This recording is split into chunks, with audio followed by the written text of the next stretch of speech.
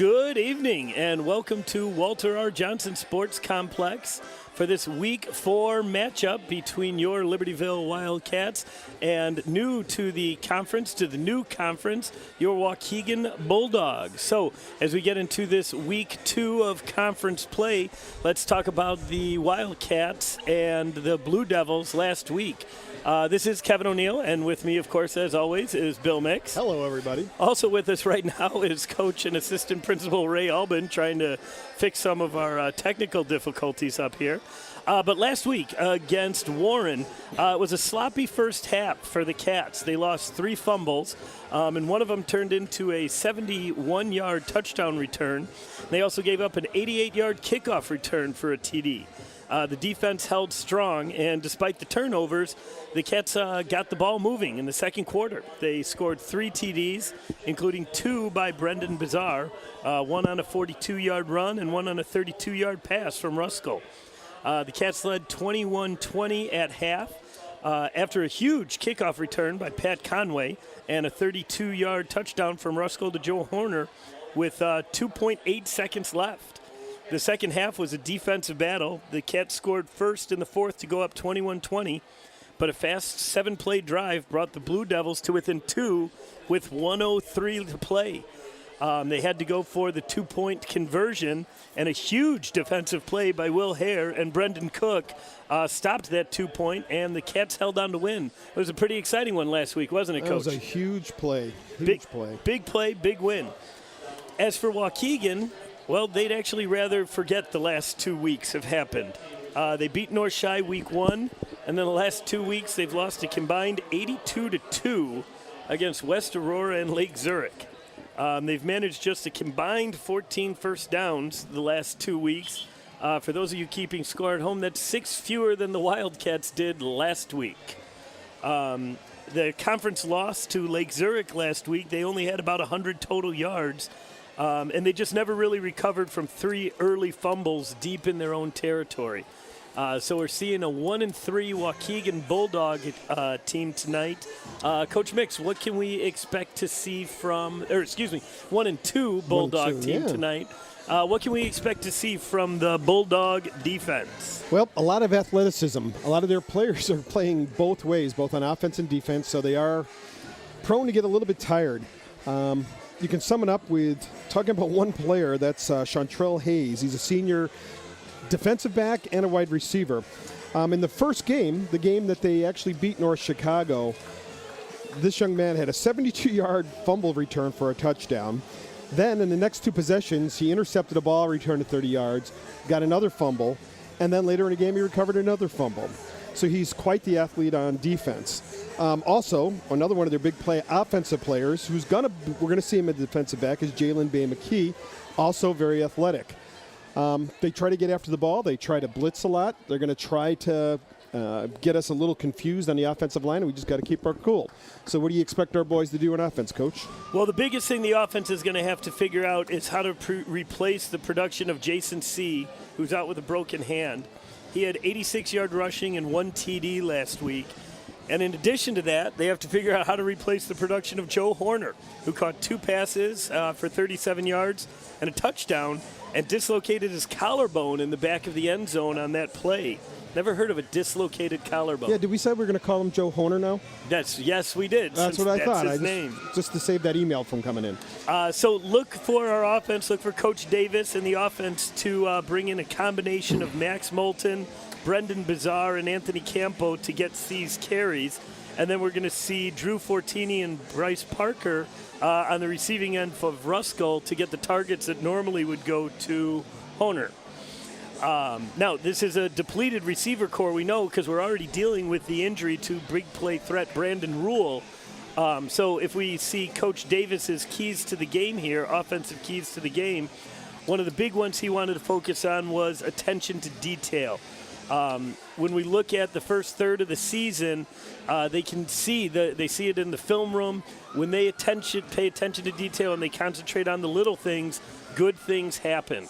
Next, as Coach Mick said, we got to handle their pressure. They like to blitz. They bring guys a whole bunch, and so they have to remain calm on that. And then borrowing from Coach Coos. Last week, Coach Davis borrowed from Joe Madden. This week from Coach Coos. He says, respect all and fear none. This is a Waukegan team that's down, but they wanted to make sure that the Cats didn't look past them. He also, Coach Davis also channels his inner Coach Albin, says homecoming center around a football game, and you can't let the distractions of this very exciting week get to you and divert the focus. So, Coach Mix, tell us about Waukegan's offense, what we're going to see here. Well, Waukegan's offense is led by junior quarterback Daniel Hill. He's another one of these players that plays both ways. As a sophomore last year, he played tight end, defensive end, and some quarterback. So he's a very busy young man. From the articles I read earlier today, he really led their off-season program. And as Coach Anilo had talked about, they only had 5 or 6 boys show up for the original first week of weight training, and that just wasn't going to make it. And partially due to Daniel, he was able to go out and make sure he got on the rest of the players who had played the year before, and they got that number up to 40, which is a credit to this young man. They found him. So now he's the starting quarterback for Waukegan. Now, that being said, it's been tough. They had a good game against North Chicago, but in their loss to West Aurora, their ground game, they were actually in the negatives. They had a negative 40 yards on the ground. And that's not going to get it done. That's not good. That's not going to get it done. And then against Lake Zurich, as Coach mentioned earlier, they only had 90 yards of total offense. But what they do have is they have that big play threat. As I talked about Chantrell Hayes before, on the defensive side, he's also a wide receiver.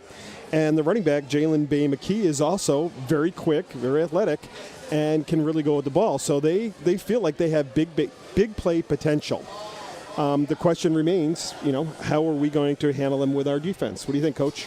Well, that's the story there, is their struggles and their big play capability. Talking to Coach Budge and reading Coach Wilcox's notes, they've obviously struggled, but they have that big play capability. Coach Budge, as we look at his keys to the game, he wants to focus on watching for trickery. They have halfback passes, reverses, and wants to keep their big weapons that Coach Mix brought up, Jalen McKee and Chantrell Hayes, bottled up. Coach Wilcox actually referred to Jalen McKee as their franchise player. He's their go-to guy. I don't see the Wildcats blitzing a lot tonight on defense. They want to get their pressure from the front four and allow coverage help so that those big plays are bottled up. And that's going to force Waukegan to work down the field methodically, something that they really haven't had very much success with in the past few weeks. They've, those big plays against Northside week 1, but as far as putting together a sustained drive, they just haven't had a lot of success with that. Hey, Coach, have you heard anything about Noah Pant? Is he healthy? He is dressed, I know, but there was no official indication from what I understand. He played sparingly last week. They did have him dressed, and so he had another week to recover. I think that's probably going to be a game and situation decision by the coaching staff. Because he really has been a difference maker when he's been on the field. It's been outstanding. It's been a lot of fun to watch him play. He's been a textbook defensive back for them, shutting down some big wide receivers last week against Warren on just some fantastic plays. So that has been very exciting. So it's homecoming, Coach Mix. Pretty exciting time. A lot of old faces back visiting. I guess this would be a good time to talk about that. We have a sponsor this week. Outstanding. Yeah, let me tell you about 3HD People. It's a local, full-service staffing firm. They would enjoy the opportunity to work with you on any of your contract or permanent staffing needs. Just mention Wildcats and receive a 10% discount off all staffing services, and a donation will be made to Wildcat Productions. Contact them today at 847-971-7612.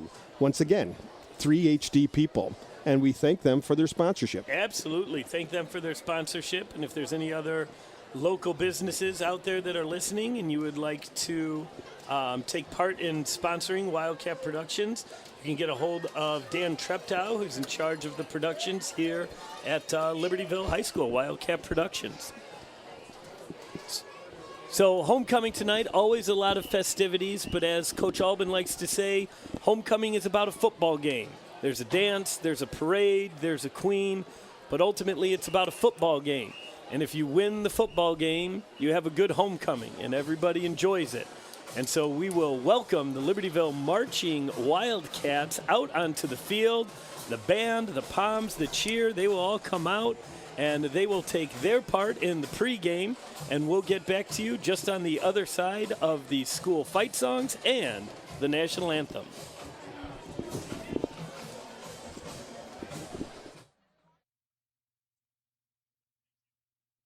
Ladies and gentlemen, we present the 2016 Marching Wildcats under the direction of senior drum major Ian Nagel.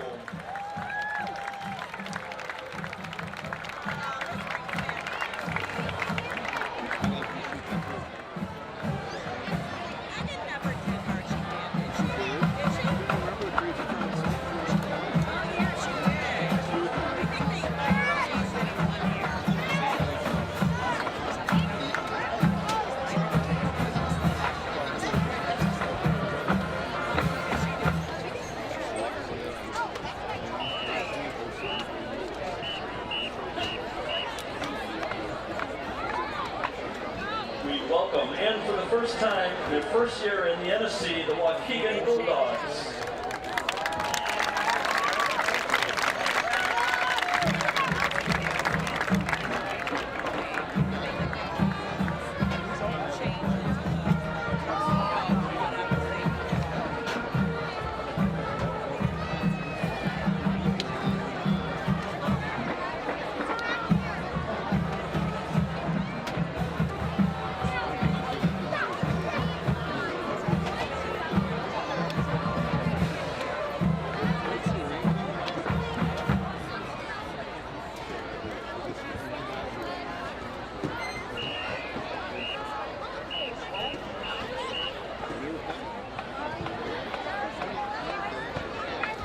Ladies and gentlemen, please rise, remove your hats, and join in singing our national anthem, conducted by Dave Jones, Director of Bands at Oak Grove Middle School.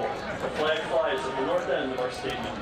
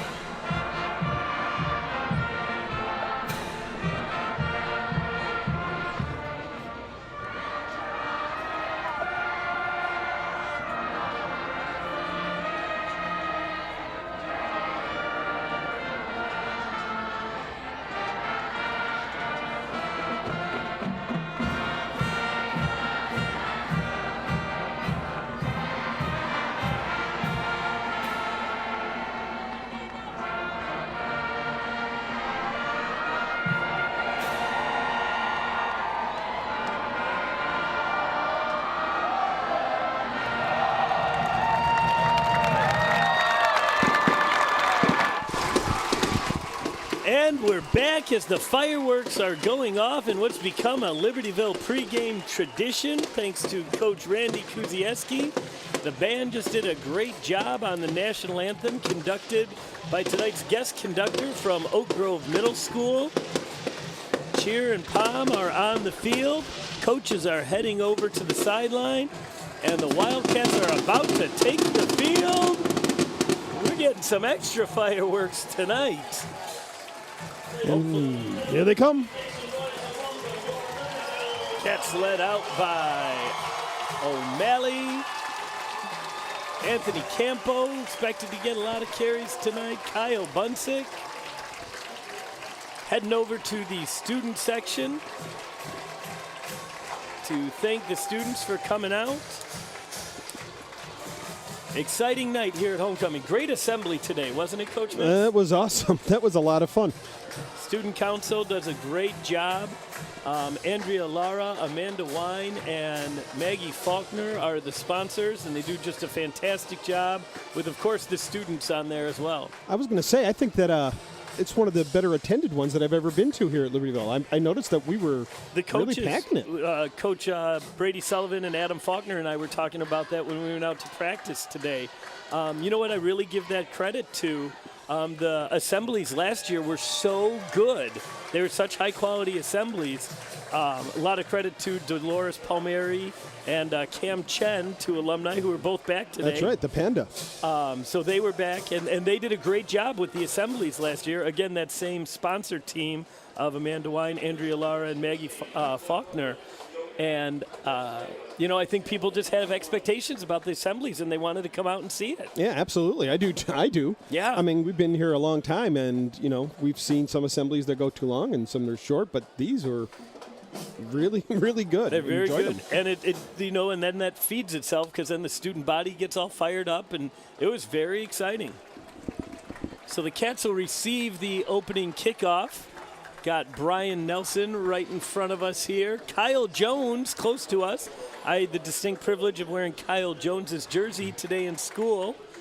The tradition, the football team gives a jersey to a teacher that had an impact on them. I had the luck of having Kyle in class when he was a sophomore. I had Tyler Jost, number 77, had him and his older brother in class. And you had both of their jerseys, if I recall correctly. I did have both of their jerseys, yeah. So Waukegan set to kick. That's Roberto Mendez on the short kick. Upfield fair catch is called at about the 32. Nice play. They'll be happy with that field position. That looks like that might have been Cormac, Haverty Dennis, who caught that ball. No, I apologize. That was Mike Flanagan. Mike Flanagan, no. Hi, Flanagan. Flanagan. Nice play. Good heads-up play there. Looks like we've got some color coming from the student section going across the field. I think that's a little like LeBron James, like poof, gotcha kind of thing. Powder. All right. So the offense comes out. Jack Rusko will be in the gun. Looks like Anthony Campo is starting in the backfield right now. Nick Angel spread out. That's Brendan Bizarre in motion. Dogs bring the blitz right away. Bizarre's on the outside, makes one man miss, gets a nice little block downfield. He powers ahead. And they're going to get a personal foul. Flag comes out. Is that for face mask, grabbing the helmet? That's what it looked like. It was the referee behind the play who came running out after the helmet was grabbed. Nope, blocking the back. Blocking the back. Bizarre kind of got stopped up and then was able to keep his feet moving. Offensive line did a really nice job getting there to support him, but somebody pushed him in the back. Illegal block in the back on the offense. Number 5. 10-yard penalty from the spot of the foul. Yeah, wide First receiver down. on the outside. That's tough because those wide receivers have to try to maintain that block, especially when Bizarre is keeping his legs moving there. We don't usually get a number from the officials in high school. Nope. But that's all right. He's enjoying the show. That's right. So after a gain of 10, that'll instead come back another 10, so it'll be 2nd and 17. Oh, and the Bulldogs bring in the house there. There's that pressure that Coach Davis talked about. They're bringing everybody. But it looks like they jumped. Dead ball. Encroachment on the defense. So that was multiple encroachment players. by the 5-yard defense, and penalty you're from previous hyper-aggressive spot. like that. First down. If you can maintain discipline and get them to jump, that's going to slow them down. So Rusko back in the gun, AC Campo next to him. They're bringing it again. It doesn't slow him down. Ball's fumbled on the snap. Rusko eludes one man. He gets out to his left. Makes a nice open field tackle, getting back to the line of scrimmage after he bobbled the snap there. That's the running back we were talking about, Jalen Bay McKee. You were talking about him being their all-around athlete, and he came up and made a nice open field tackle from the secondary. Great pressure by Anas Abushmat to chase Rusko out of the corner. You know, I got to think the pressure that's coming made him look up a little bit and maybe mishandle that snap. So 2nd and 8. That is Bizarre in motion. Campo.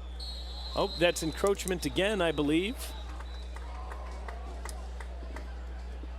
Something to look at also here. You'll see the Bulldogs' free safety starts at about 20 yards. We'll get there. Dead ball. Encroachment on the defense. number 68.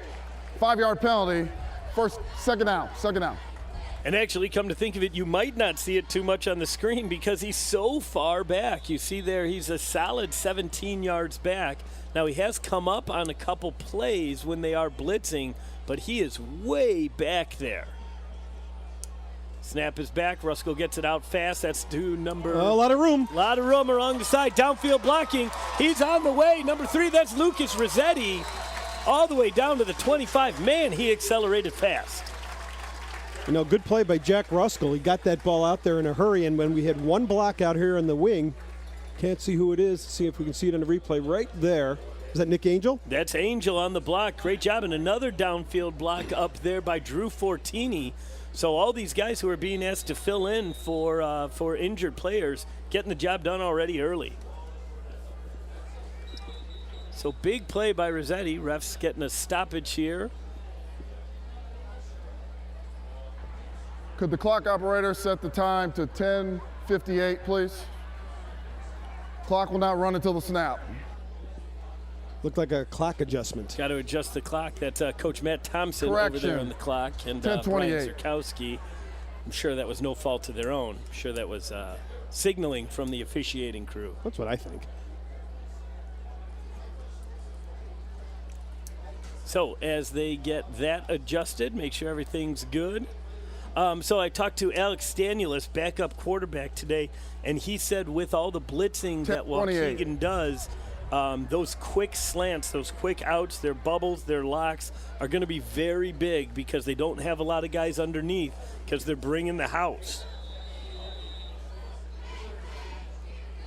So that is Bizarre in motion across the formation. The first read goes to Campo, and he's going to power ahead, getting a big push from the O-line. Looks like he picked up about 7 or 8 right there. Behind that big offensive line, really just pushed that defensive line of Waukegan back. Kyle Patterson, Charlie Schmidt, Connor Lindsay, Ryan Cleary, and of course the aforementioned Tyler Jost just got a huge push against that Bulldog front four. So it'll set up a 2nd and 3 for the Cats. This has already been a 2+ minute drive. Oh, that's Rossetti across the middle, and he's in for a touchdown. Great concentration across the middle. Former B-team bomber there, too, Coach. They're everywhere. They are That's all everywhere. I can say is they are everywhere. Excellent play. Ruskell drops back in the pocket, puts it on the line. And when you are in one-on-one coverage, those slants are so difficult to cover. So after a struggling start last week for the Cats, after 3 turnovers in the first half, 3 lost fumbles, as we get the PAT, stand on the hold, Rudolphi on the kick, it's up and it's good. Cats come out with an impressive drive. Even though they were set back after a block in the back penalty, march right downfield for a quick strike. Yeah, it started off sloppy. 3 penalties in like the first 5 plays, and then all of a sudden, boom, boom, the Cats were on their way. Well, we have the second. Let's talk about our athletic trainers tonight out on the field.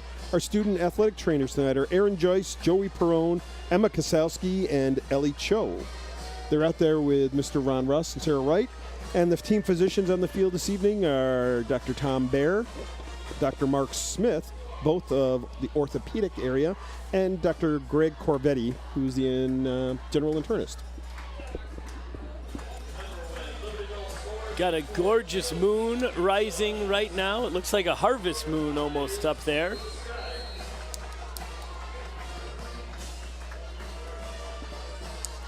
So Cats will kick off. Sophomores were up 42-0 at halftime against the Wakanda Bulldogs. Got a running clock. Wow, nice catch by a young man down there with the pizza. They throw pizza from the stands, or from the box up here. Nice one-handed catch, and then gave it to a little girl. Just made her nice with a little frieza there. So Rudolphio kickoff for the Cats.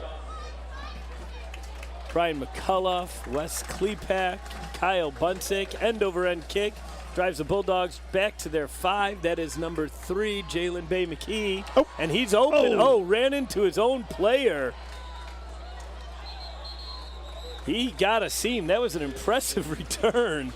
And then fortunately for us, ran into Larry Barton, who was out blocking. Just had a little collision there. Yeah, that had taken it to the house. That's what it looked like to me. Wasn't a lot of cats between him and the end zone. No. Talk about acceleration, Coach. He got up there fast. There's no doubt about that. He stayed behind his front line and then popped. Just a quick reminder, we are interactive tonight. You can hit us up on Twitter at CatTVLive. We also have an email address, wplive@lhswildcats.org. If you want to shoot us a line, let us know you're checking in. So that is Daniel Hill at quarterback.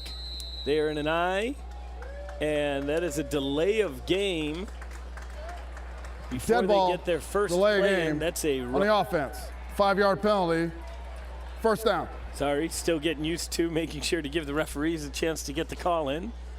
That's a rough way to start right there, Coach Mix. That is. 1st and 15 after the tough offensive games you've had the last 2 weeks. You'd like to get off to a better start. Ref signaling another stoppage there. They're getting together to confer. If I was to guess, and I don't know this, my guess would be the play clock started early because it didn't feel like they had the full 25 after that was clocked in. That seemed to go down awful fast. All right. Clock operator, could you set the time to 9:20 on the game clock? Clock will start on the snap. Nope, once again, just communicating, making sure that everything is good with the game clock.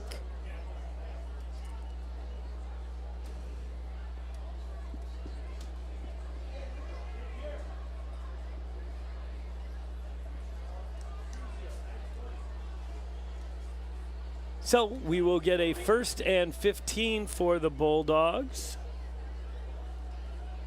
As we are waiting to make sure everything is set, refs are getting that blown in. Wildcat defense played a great game last week against Warren. They're in an I formation, one receiver spread way out to offensive right. The give is underneath, and he is bottled up immediately. That is number 4. Nope, number 8 on the run. I don't have either 4 or 8 on their roster. Either. So we will maybe get an updated roster here for you, since that ball carrier obviously is an integral part of their. Actually, that's number 4 and 8 in the backfield, and I have neither of them on our info. The give is to number 4, and they were setting up an option. Just give me the paper. I know. 4 is John. Thank you. Once again, Coach Albin coming to our rescue here. He's getting both numbers 4 and 8 for us. He saved us interactive earlier. He got my ThinkPad working. And he is also the beef guard up here in the press box. So he is a jack of all trades. Thank you, sir. So that was Andre Brown, who on our roster was number 2. He's now number 8. And Josh Randolph is in the backfield now. That's Brown in motion, back to pass. Ball's tipped blocked at the line. Great pressure there by Brendan Cook. Brendan Cook, who made that awesome play at the end of the game, just got his hands up on that ball. Daniel Hill was lucky to get that off at all. I thought the pressure was going to get to him there. So Cats force a 3 and out. Good way to start for the D. Got Brian McAuliffe back here to get the punt, get some good field position again. Defense really had a great first half last week. Only let up 1 touchdown, one on a fumble return and one on a kickoff return. Oh, that's a high snap. He's bobbling that. That's trouble.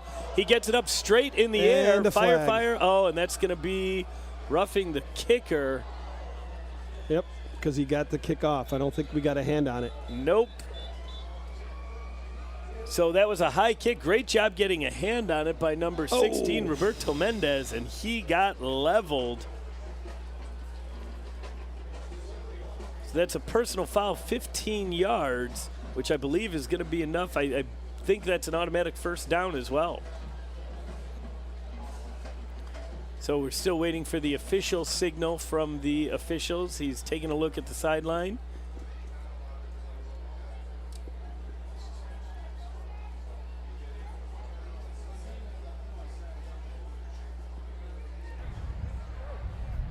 I have running into the kicker on the receiving team. 5-yard penalty from the previous spot. So it was only Big running fourth into down. the kicker. Give credit to the refs there. They talked it over and made sure they got the call right. So that's not a personal foul, so it's just another 4th down. So 4th and 7. Waukegan's going to want to make sure they get that snap down because, man, the Cats were bringing the house on that. We didn't see them put a lot of pressure on Warren last week, but they must have seen some openings here. Oh, That's another high snap. That one's over his head. He's running back. He's not going to be able to get this one off. Cats' ball still bouncing. Cats pick it up. That looks like number 3. Is that Rossetti? And a touchdown is the call. Nope, I apologize. That's number 2. That's Patrick Conway with another huge special teams play. The bad snap bobbled around, not able to get a hand on it, and Conway scoops it up and rambles into the end zone. Got a replay here. You see the pressure coming from all over. Conway scoops. They tried to bring him down, but he's able to lunge in. 4-6. Seems like on special teams we've been calling his number a lot, Coach. That's it. That's very true. That takes a lot of hustle and a lot of attention to detail. And Rudolphi's kick is up, and just like that, the Cats are up 14-0, not even halfway through the first quarter. Please join Libertyville High School's club, Athletes Committed to Excellence, for the 24th Annual Red Ribbon Coos Classic 5K Race/Walk and Fun Run on Sunday, October 23rd, 2016 at 10 a.m. Each year, Athletes Committed to Excellence hosts the run to support drug and alcohol prevention programs at Libertyville High School. The 5K race, walk, and 1 mile fun run begin and end at the Libertyville High School football stadium. To register, simply go online to the Libertyville High School homepage and click on the link, Red Ribbon Race. Nice. Got a check-in from LHS football alum Tanner Doro. He is down at Mizzou in Columbia. And he said he'd love to be there for a homecoming game, but it's 7 hours away. Is Columbia? No, Mizzou is. Yeah, Columbia. Is that 7 hours away? Yes, sir. Wow. So thanks for checking in with us, Tanner. Great to hear from you. If you see my son, tell him I said hello. Absolutely. John Mix, also a freshman down at Mizzou. Oh, no, a sophomore at Mizzou. I apologize, John. Time flies quickly. Rudolphi on the kick, line drive kick down into the corner, and that'll be a touchback. A well-placed kick by Rudolphi. Bounced at about the 8 and rolled in. Well, our kicking game has been pretty good lately, hasn't it, Coach? It has. Our kicking game has been very good. Our coverage has been susceptible at times. Yes. Also got to check in. So Tanner Doro checked in via Twitter at Cat TV Live. And Will Hare's aunt is checking in from Jacksonville, Elaine Moore.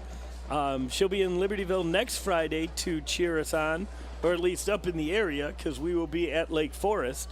But Elaine Moore, thank you for checking in, and we look forward to seeing a Hare tonight, and then we play one with a freshman game tomorrow. Oh, Ball he's is open. Up deep. He is open. Oh! That is to Davion Walker from Daniel Hill. He got behind the coverage. Wow. He was wide open, Coach Mix. Didn't get quite enough air under that ball. That was still a pretty nice ball. Yeah, I couldn't tell if he was beat on a double move on the outside there or if he just outran him. We did have a safety over the top, and I would have to think he bit on a double move there, because we specifically have that safety there just for that. Well, we talked about they had the big play capability, and that was an example of That one was right there, there. and that was the isolated one receiver to that side as well. So, no, we don't have safety help over on that side because he's isolated just one-on-one. This give up the middle, dropped quick. They are looking to set up that option. They're seeing what they can get off that dive, but they're looking to set up the option on the outside. So that still brings up a long third down, 3rd and 9. So far they have a collective 4 yards, Sounds about right. I believe. So 3rd and 9, Daniel Hill in the gun. Dubs tripped out to either side. Ball just wings it up in the air. It's a jump ball. Attempt was to number 5, Chantrell Hayes. Great coverage there. Number 15, Noah Pant. Noah Pant on the field. Fantastic coverage. Safety help coming over from Brian McCullough. So there's our answer on Noah Pant. He looked pretty healthy there, Coach. Absolutely. Nice play. Noah, one of my favorite stories. He was our freshman B team quarterback years ago and just a phenomenal athlete. We knew he'd be contributing on the varsity, but to see him playing such a fantastic defensive back, just so happy for him, for his success. So Waukegan will once again be forced to punt, and this has been a trick for them so far. This time the snap has gotten a nice kick, gets off. Again, Roberto Mendez gets a nice kick that gets just shy of midfield. He has to be happy just that one was, that snap was able to be handled. Yeah, it's been an adventure back there for him. So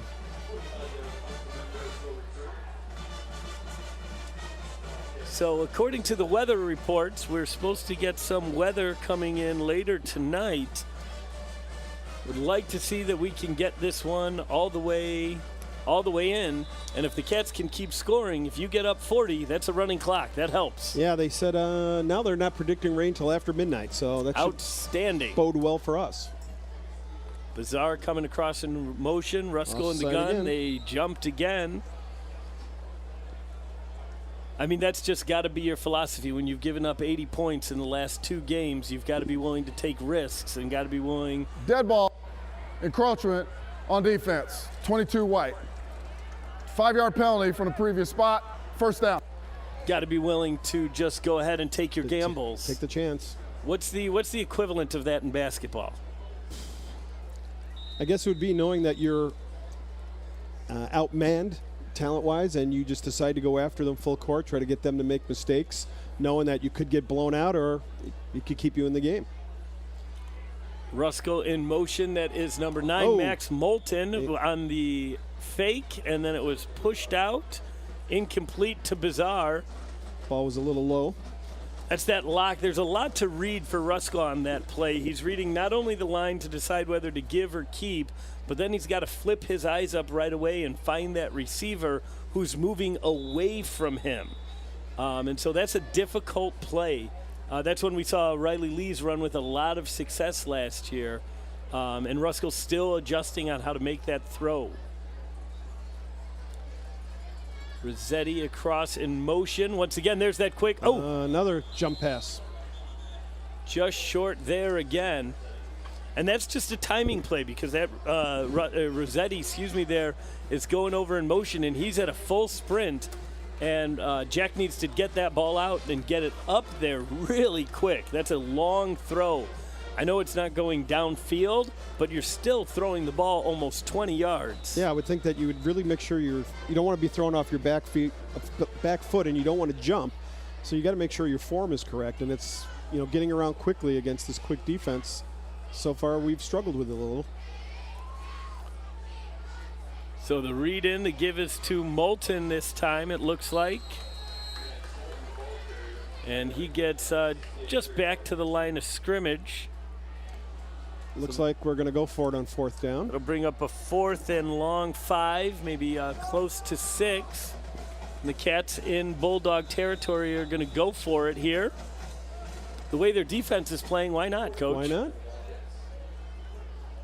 And I don't know how much you stand to gain by punting the ball away, but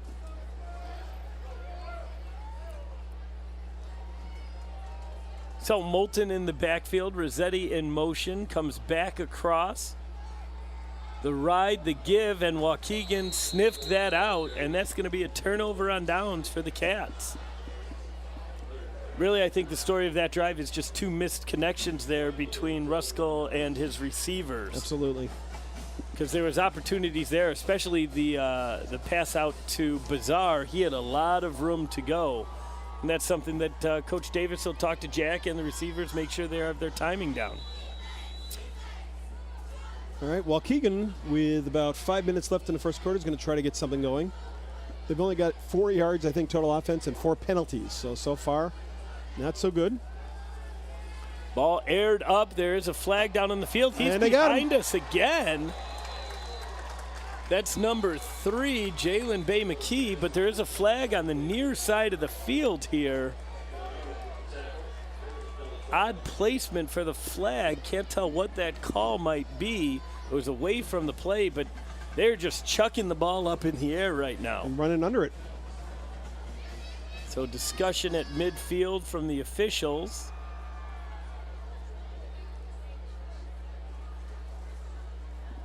See number 26, Nathan Bowe coming out on the field. Patrick Conway coming off.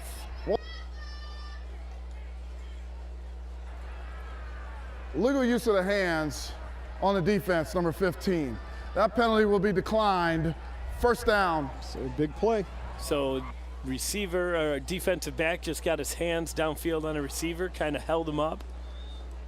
Coach Budge called Conway off the field. Coach Schrader's having a talk to him, making sure they have the coverages the way they want them to. Nathan Bowe out now. We've got Noah Pant one-on-one over here.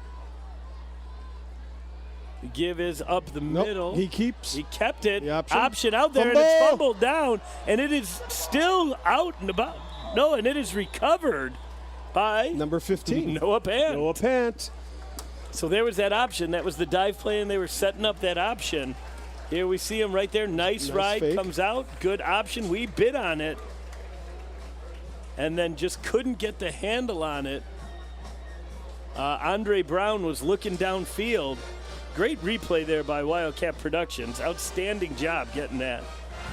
So after a Ruling on the big field was a play, backward pass. and That what means looks it's a like fumble another big by rule. gainer. First down, the Libertyville. Bulldogs just kind of shoot themselves in the foot, and the Cats are the beneficiary of it.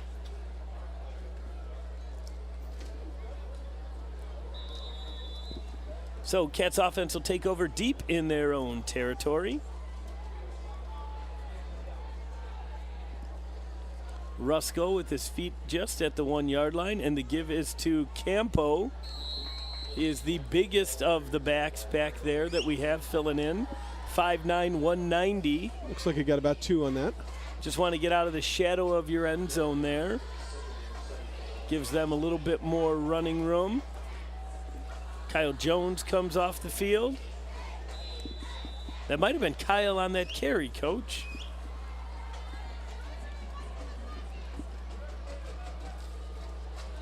So Cats snap out of the huddle, their big offensive line.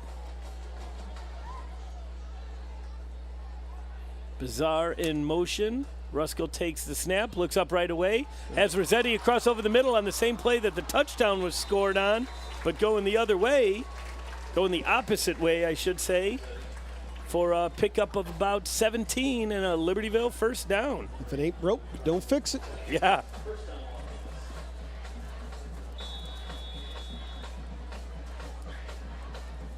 So this is week 4 of the football season. Cats sitting at 2-1. This is their second conference game. Ruskell standing at about the 25. Oh, the miscommunication, fumble on the ground. Looks like the Bulldog. No, the ref is signaling a second down. Miscommunication there between Ruskell and Kyle Jones on the exchange.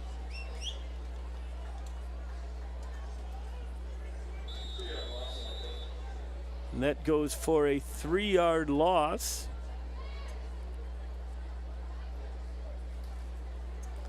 So that'll set up a second and 12. Bulldogs stacking that defensive box right there. They've got 7 in the box. Bringing an outside linebacker. Ruskell steps up, throws a cross coverage. Nice coverage there on Rossetti. Coverage by Mario Day on the play. So this brings up a long third down for the Cats. We went to that quick slant again. Better coverage that time for Waukegan, so they must have made a little bit of an adjustment to it. Looks like they didn't blitz a linebacker there, so they had somebody underneath, which made that harder for them. Harder throw for Ruskell. Blitz coming weak side, two guys. Ruskell on the run. He's got that complete to Nick Angel. Nice play. He makes one man miss and then takes a big hit just a few yards short of midfield. We got a player down for Waukegan grabbing his lower leg. Ruskell, you see on the run there, showing off that very strong arm. Nick Angel, Officials nice hands timeout. pulling that down in traffic. Injured player.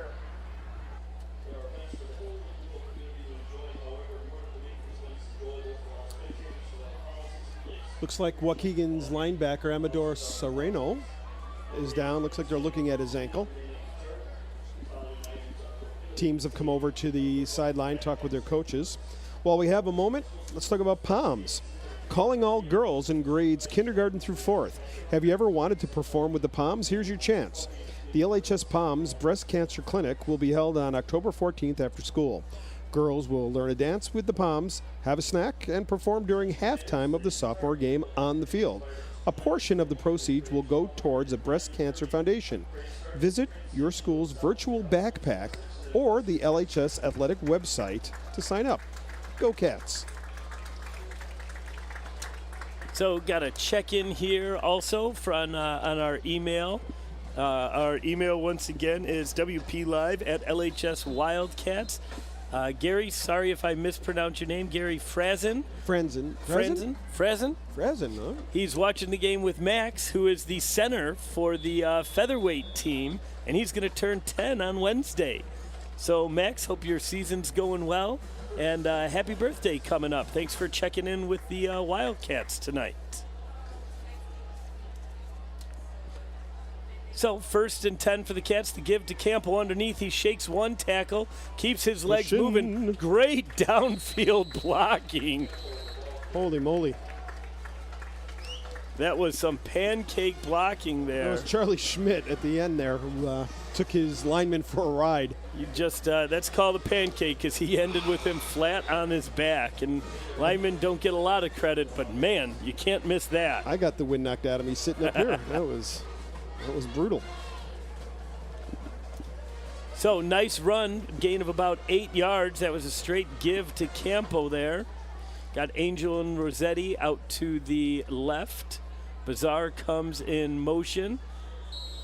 Bulldogs bring the pressure once more, and they go into the neutral zone for penalty number 5. Thank you, Coach Mix. I just was going to ask how many that was, and you had it. I have it right here. If you were watching and you're a Waukegan fan, Dead I just ball. wanted to let you know that Amador Sereno did run on the off defense. under his own power. Multiple So we were players glad in the to see neutral that. zone. It wasn't on the 5-yard screen, penalty. but, Penalty looks like yards he will was doing result all in a right. first down. That's good news. Good news all around. So that penalty gives that 5th penalty for the Bulldog, gives the Wildcats a first down as we approach the 2-minute mark here in the first quarter. Clock is running. Ruskell sees over the top. Rossetti is wide open, and he's going to get in for a 40-yard touchdown. That was a great hot read right there. Backers were coming. You see over the middle, there's that middle backer coming up. Pressure coming in his face right over the top. Safeties were creeping. Rossetti in for the touchdown untouched. The blitz can't get there. You got big problems on the back end, don't you, Coach? That's trouble. I mean, you rely, that's the, they always talk in the NFL, the importance of the pass rush, but you need the coverage on the other side of it. Kick is up, and it is good. Rudolphi is 3 for 3 tonight, and we're still in the first quarter, and the score is 21-0 Cats. Wildcat Production records many of the sports, fine arts, and other events here at Libertyville High School. Come on. Yeah, you do. And if you'd like to purchase a DVD copy of any of these past events, just visit the LHS web store located on Libertyville High School's homepage. You know what? Go through and browse. You never know what's on there, and all of a sudden it might spark an interest and you want to buy one. So get on there and buy one of the Wildcat Productions DVDs. So some big games in Lake County tonight. One of the big games is going to be Lake Forest Scouts at the Blue Devils. Lake Forest took a whooping to Stevenson last week, 43-12. And, of course, we beat Warren 28-26 last week.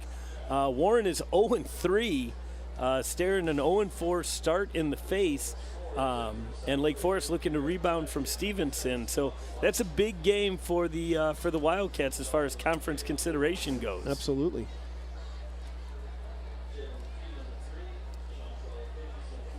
So what is Stevenson sitting at right now, Coach? Stevenson they are 3-0. No, I'm sorry, they are 2-1 after an opening loss for the season. And they have Mundelein tonight.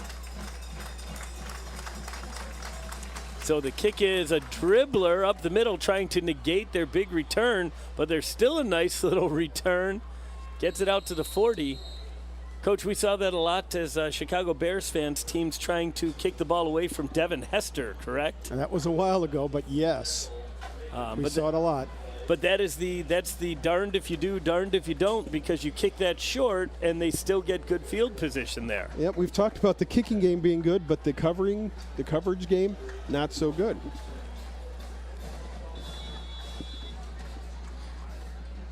So the defense comes back out on the field.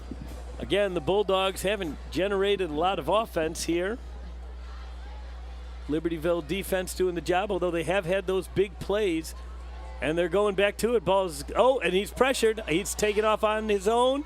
A nice open field tackle. The pressure was there. The coverage was there just long enough. And then the open field tackle, I believe that was Kyle Bunsick who made that play. I thought it might have been 52, Will Hare. Will Hare, that's probably more likely. That's why I'm here, Coach. He's not the best color man in the business for nothing. Attaboy. So a 2nd and 1, call it. And the Bulldogs were just looking to duck and chuck again on that last play before Hill took off. So under center now for the first time in a while. Yep. And the give, they want to get that first down, Coach. And they got it. They hand off to Josh Randolph. Josh Randolph for their first down, or excuse me, not their first down of the night. Their third first down of the night after a couple big plays. So, but this is what Coach Budge wanted to do, force them into trying to march down the field. Really want to do whatever you can to take away those big plays. Noah Pant giving some nice big cushion to Chantrell Hayes. Here's the option, not in very good position there. The give around to the outside, it gets a gain of about 2 or 3. That's Enos Cooks, who was on the receiving end of that pitch from Hill. Get another look at it here. Not a great fake on the exchange. Getting chased down by Klepak. Nice block by Jalen Bay McKay. Got 2 Cats. I don't think the Cats thought that Hill was going to run. He didn't look like he was going to turn it up. He wasn't in very good position in relation to the line. So McCullough 1 safety high here for the Cats. Hill under center. The give is around. That's number 4, Randolph. And a nice hit right there. Noah Pants stepping up from the cornerback position. Little extracurricular going on down there from the offensive line as the first quarter comes to an end. Little conversation there. O-line protecting his back. That's right in front of us. So that'll bring the end of the first quarter. Quarter dominated by the Cats, but still not enough to make them feel comfortable. Good kick return by the Bulldogs and a couple big plays. Yeah, if one of those plays goes a different way, we're looking at a score for Waukegan. They definitely got behind our defense. And really, I mean, it was the fumble and then a penalty that ultimately cost them. Absolutely. And so Waukegan, even though they're chasing 21, they still have in the back of their heads, that they had their opportunities. And don't forget the Libertyville scored on a special team on that miscued punt. That's correct. So it's not like the Bulldog defense is just being a sieve here. Nope. Good time to mention that we are sponsored this evening by 3HD People. That's a local full-service staffing firm. and they would enjoy the opportunity to work with you on any of your contract or permanent staffing needs. Just mention Wildcats and receive 10% discount off all staffing services, and they will make a donation to Wildcat Productions. Contact them today at 847-971-7612, and we thank them for their sponsorship. Outstanding. It's the first sponsor we've had in a long time. Since Bert's Belly, way back in the day. Bert's Deli. So we will flip the field, and the Bulldogs will have a 3rd and 5 from their 40.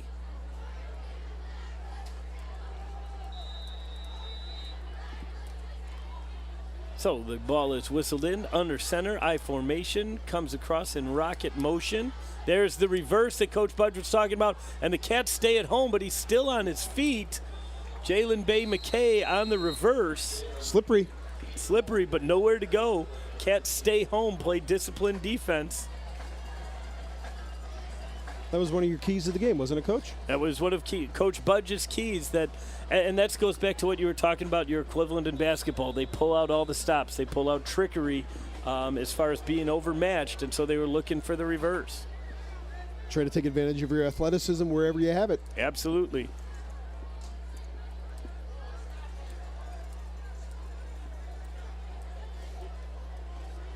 So that'll bring up a 4th down, and they are going for it in their territory. Oh, and that is a false start. False start by the Bulldogs, so that'll push them back to about a 4th and 10 right here. Dead ball, false start, number 7 on the offense. 5-yard penalty, 4th down.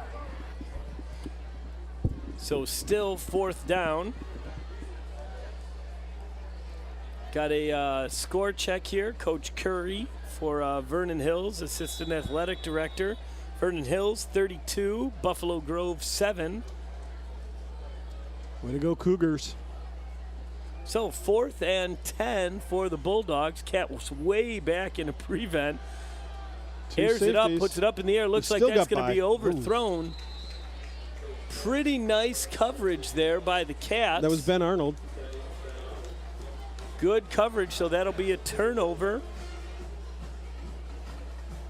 Just got a check-in here from LHS science teacher, Khan.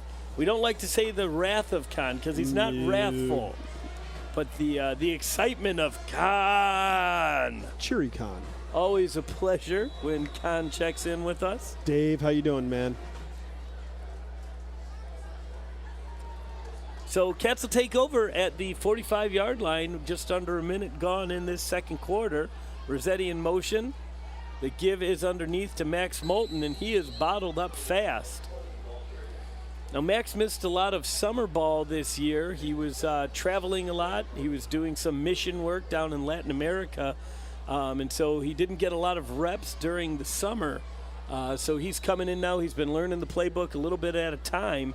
And especially with Jason C. going down, they need him to be able to step in and play. You always need to be ready. You never know when your number is going to be called, right? Absolutely. Looks like you got Rossetti on this side again. So Ruskell rolls out to his right. Once again, the ball's on the run, and he's got Rossetti deep. And that is complete for another gain of about 30. That's a great play right there. We'll get to take another look at that. Instead of stopping short like he did on the run last time, Rossetti reads that the defenders are coming up. Ruskell just puts that over the top right into the basket of Rossetti. And that was a 30-yard gain for the Cats. I think Rossetti's having a career day, Coach. He's having a heck of a game. And like we said, they had to find some answers with so many offensive weapons. Joe Honer, going down last week, Jason C. And, of course, the week before, Brendan Rule. We get another encroachment penalty, I believe. Dead ball, encroachment, number 10 on the defense. 5-yard penalty, 1st down. Those of you keeping score at home, that's number 7 on the Bulldogs tonight. And the 5th encroachment, I believe. But they're selling out. You do what you have to do. Exactly. If that's your game plan, you have to go with it, and you can't get away from it. See the Rusko, that's a quick out to Rossetti once again. He gets the ball. Nice He's got block. a real great downfield blocking. Fantastic downfield block out there. That was number 20, Drew Fortini. It was a nice block. Getting a lot of playing time tonight. So excellent job. Great read by Rusko there too. Rossetti turning to the outside of the field, allowing him to get up there quick. That'll set up a 1st and goal from the 7.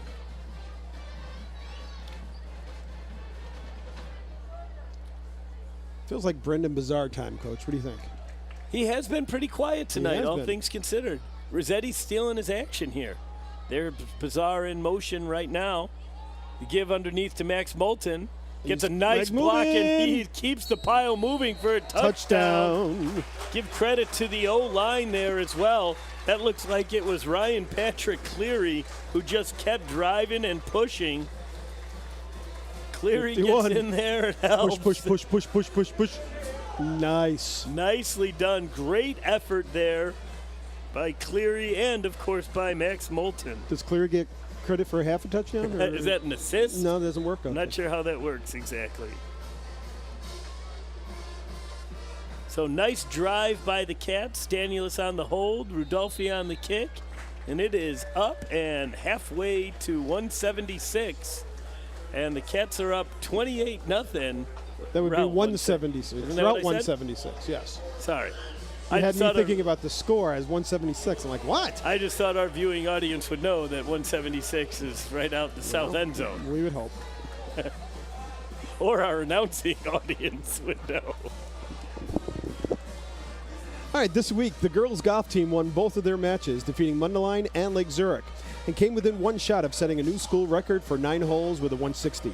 The varsity girls golfer, it's easy for me to say, the varsity girls golfers are 8-2 overall and 5-1 in the NSC. Next week, the Cats face Carmel on Monday, Antioch on Tuesday, Glenbrook South on Friday, and on Saturday, they head to Freeport for the Pretzel Invite. I love pretzels. Varsity golfers include Simone McKaylee and Megan Storonis, Madeline Hollinger, Ryan Sprecklin, and Sydney Sprecklin, the Sprack Attacks. Wow. Good job, girls. The golf team's so good, they're all getting nicknames from Coach Mix here. Oh, they've had those names for a long time.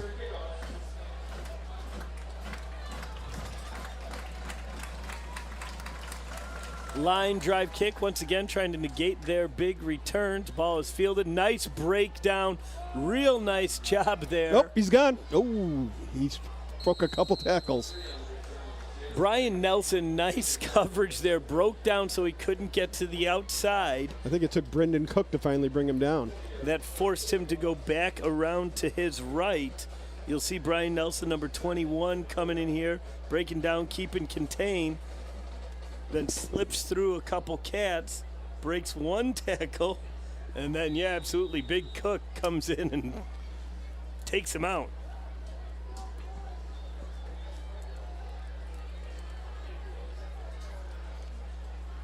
So we'll see what the Bulldogs have. I would say probably more, although under center here, we haven't gone for many long passes from under center. Give us to the second back. And that is number 73, Dusan Martinov. Dusan. With a big tackle.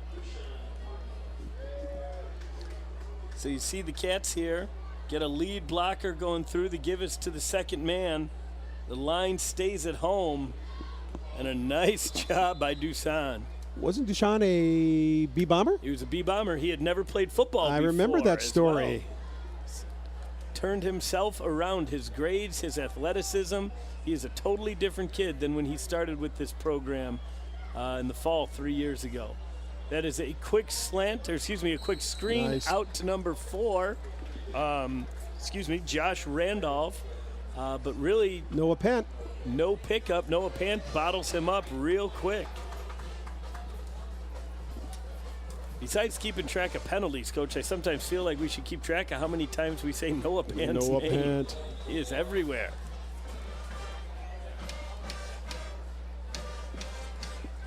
Marching band down in the north end zone, providing entertainment for everybody in the stands as we get to clock stoppage. The refs are stopping it. They want to check out what's going on.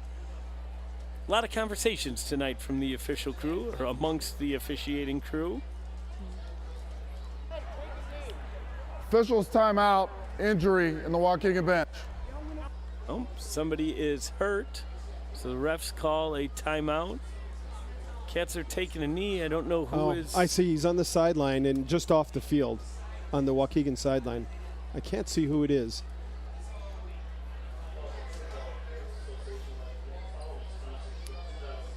That's one of those, right? Stop for safety. Yeah, that's number 21, Brandon Lopez, who's being looked at by by coaches and trainers right there. I guess because he's so close to the sideline, that's why they stopped. So earlier today, I sent something out to on Twitter at Cat TV Live. I sent something out to some football alumni and asked them what their favorite homecoming memories were, and got some great answers. Matt Thompson, Coach Matt Thompson, new head baseball coach, checked in, and he graduated here, a few years ago. And this is before we played on Friday night, so the homecoming game was on Saturday morning right after the parade. And he said his favorite memory was after the parade, the band would continue and lead us right onto the field, lead the Cats right onto the field, straight from the parade. So that's pretty cool. That's pretty cool. That's pretty neat. Now, playing under the Friday night lights, that's cool. Yep. But getting the band walking you in right from the parade, yes, that's pretty neat, too.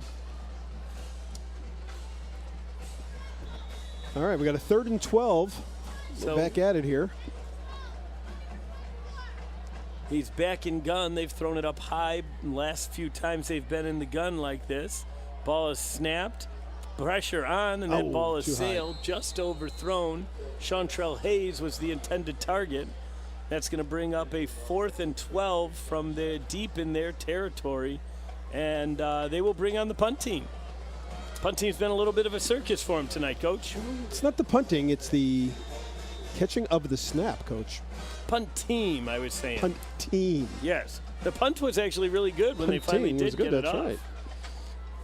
Right. That's Roberto Mendez back doing the punting, hoping that his long snapper gets it in his vicinity. Oh, we now got another stop of the clock. Looks like we might have a timeout or not. A couple Waukegan players were taking off their hats. Just getting everybody set up. Refs just wanted to make sure we were all good. So they are in a tighter punt formation now. The snap is back. It's a nice snap. Oh. It is up. Wasn't a great punt. We have a flag on the near side here. They're going to call that on a sideline infraction because the coaches were too close. It's a warning on the first one. So kind of a shanked punt. I think he was hearing the footsteps had been coming at him the last couple times. There's also a flag on the far side of the field. So we'll hear what they have to say about this. Oh, so first was a false start by the Bulldogs. All the coaches, the Libertyville coaches, thought it was a sideline infraction. Are we going to make them kick it again, or are we going to take it on a 45? But if it's a false start, it's a dead ball foul. Dead ball before foul. the punt. I think we also will see a sideline infraction as well. Legal formation on the kicking team. 5 in the backfield. It's supposed to be 7 on the line of scrimmage. That is a 5-yard penalty, but the penalty will be declined. They'll take the play. First down. Oh, I guess we can decline that because it wasn't a false start. It was an illegal formation. Should be our ball, right? Yep, should be Wildcat ball. You can see my confusion. Yes, because the defense was still out there. And we were lined up where the punt went out of bounds. You can't see it from your vantage point from the stands, but when the ref on the near sideline dropped his flag, all of the Libertyville coaches very subtly took about 2 steps back. Not me. Thinking that was a sideline infraction. Now, the first one is just a warning, but you don't want to be the guy who gets that. The head coach is allowed to get a sideline infraction, not an assistant. And you have to stay off the orange. Oh, we got another flag. technically you should be off the orange. The refs are usually pretty good False as start. long as you are not in their way. On the offense, number 3, black. 5-yard penalty, first down. So that's the third penalty for the Cats, Mr. Third Mintz? penalty, yep. That one was an illegal motion. Looked like Rusko was giving a hard count and looked like one of our guys got a little excited. Got caught by our own hard count. Okay. The Play clock was reset. Here we go. So, 1st and 15 for the Cats. Rusko back. He takes the ball. Oh, a double move out by Angel. Still very nice coverage. That was number 8. Very nice coverage there by Andre Brown. Angel had a nice double move. I think that was number 3. On the coverage? Yes, sir. I think that was Jalen. Jalen Bay McKee, the running back. Safety was coming over the top. Yep. I apologize. Excellent coverage there.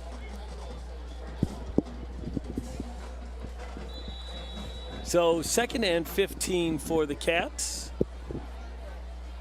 Trips out to Rusko's right, including Nick Angel spread out. Bizarre in motion going back.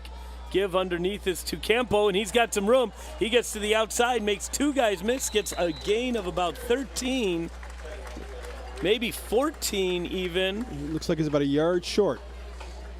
Nice run. So AC Campo, oh great. Cleary. Look at the offensive line reestablishing that line of scrimmage. And a great example there too of Campo. He didn't try to get fancy. He didn't start running horizontally. He just kept going vertically and picked up another 2 yards after contact there.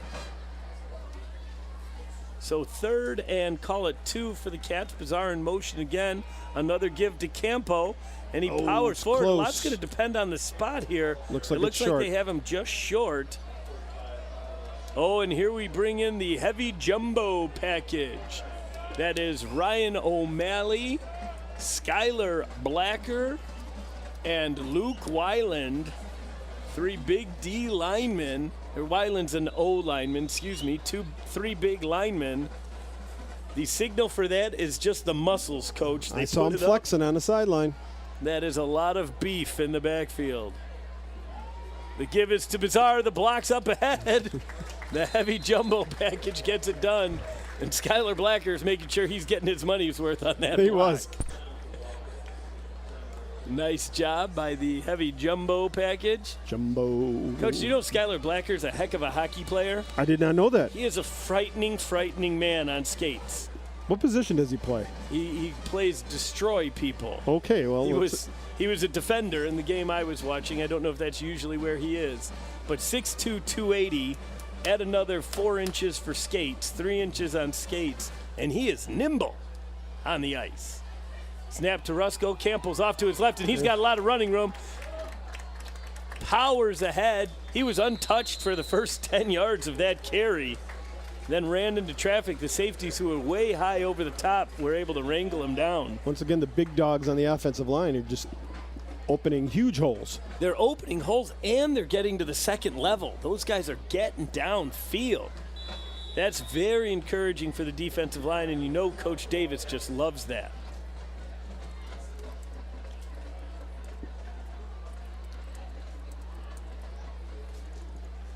So as we get to just about 6 minutes here left in halftime. Oh, and we jump. So that'll bring the Cats back a little bit here. So far, the Dead ball, false start on the offense. The only thing number that's 45. slowing us down right now is our 5-yard penalty. penalty, Time. first down. It's our 4th penalty.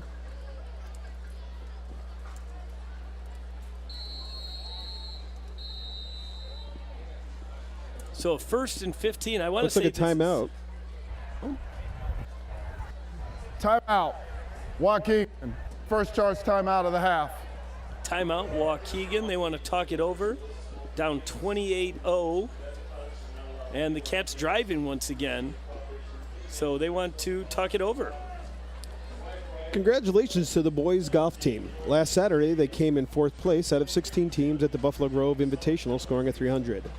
Carson Darnell shot a 1 under par 71 to take third place overall. Michael Septon shot a 75, Mitch Kenston 76, and Michael Watt shot a 78. They play tomorrow at the Antioch Invitational. Good luck and go Cats. Nice. You ever golf, Coach Mix? That's what you call it. I swing the club and try not to hurt people. Outstanding. Hey, we're joined in the booth by the athletic director, Mr. Brian Kelly. Coach Kelly, you don't seem to be dressed normal the way you normally are. What do we got going tonight? That's You're right. going to dance. That's right. We don't call it the Grade Book Brigade anymore. What do we call it? I don't know. Dancing with the teachers. Dancing with the stars. teachers. Dancing with the stars. Rusko back over the middle. Oh, nice hands there.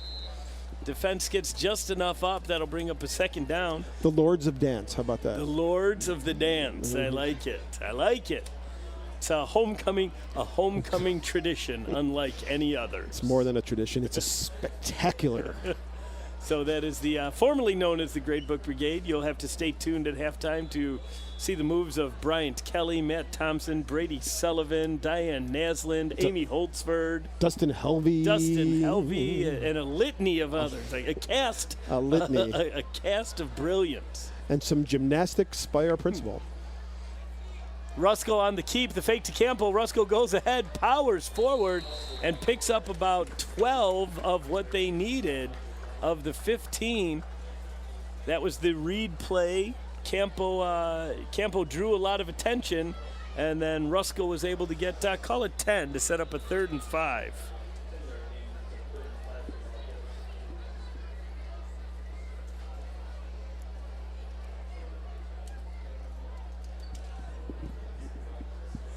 So 3rd and 5 for the Cats deep in Bulldog territory. Rossetti in motion, comes back the other way, look for the give underneath to Campo. Oh, he knocked down 3 Bulldogs on that play. Just powering through. I think he's going to be just short, and we're going to see the heavy jumbo once again of Weiland, Blacker, and O'Malley coming in for short yardage.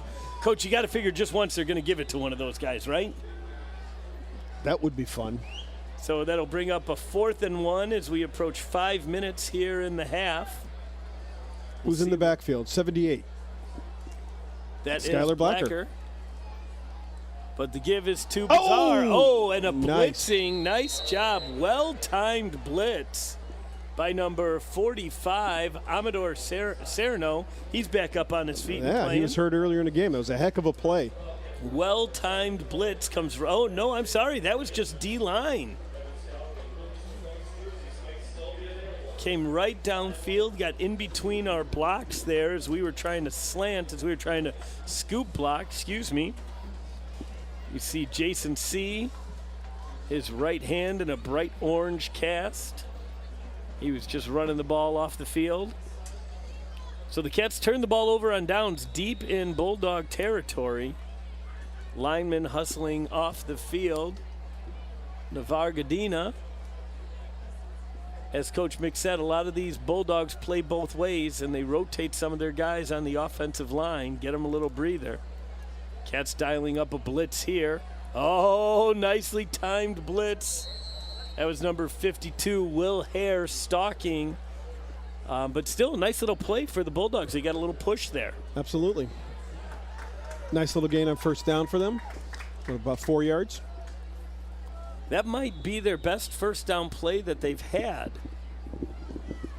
They haven't gotten a lot done on first down. Deep in their own territory here.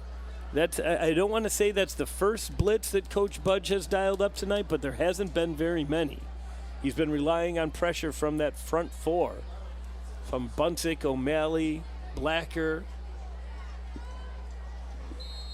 Oh, and another penalty. Oh, and I think that one is going against the Cats. Looks like we might have gotten a little anxious there. Delay a game. Delay a Oh, game. no, Offense. delay a game. 5-yard penalty. Second down.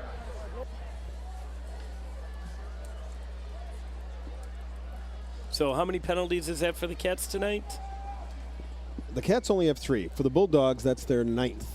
Oh, I'm sorry. That was a Bulldog penalty. I Right. apologize. So that's their 9th penalty. And there's still 4 minutes left in the first half. Yep.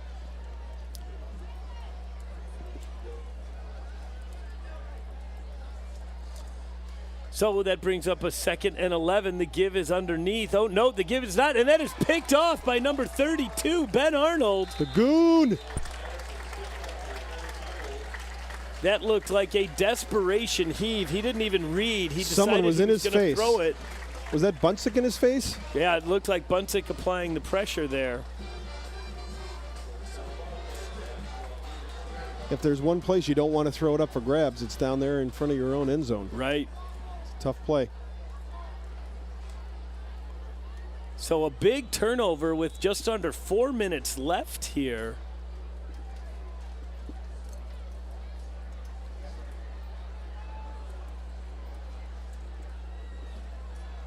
So Bizarre in motion, Rusko on the give underneath to Max. Oh, keeping his feet moving. Wow, powers ahead. Just kept those feet moving. Get a nice push from the old line. And is able to pick up 6. Looked like he was only going to get 2 that second effort. So 3 minutes left here, 3:30 left. Looks like Max, as you were talking about, is becoming more and more comfortable with every rep on the field here. And they really need him to. That's going to be a very big contributor to this offense. Bizarre in motion again. Rusko dropping back, a little pressure coming on. Oh, patiently waits with the ball. It's picked off at the end zone. That's number 6. Oh, we have a flag down on the field. Enos Cooks. Enos Cook on the interception. Right on the goal line. That was just good defense. He undercut the receiver here.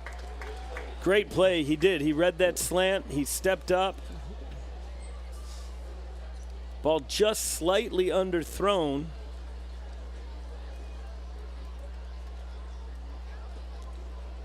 See what the penalty is. Usually on a return, you get a block in the back or a hold.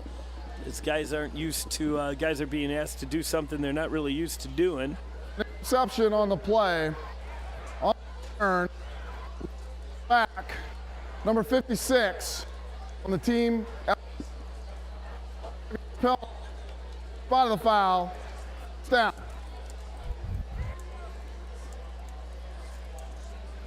So just like that, 2 turnovers in 3 plays.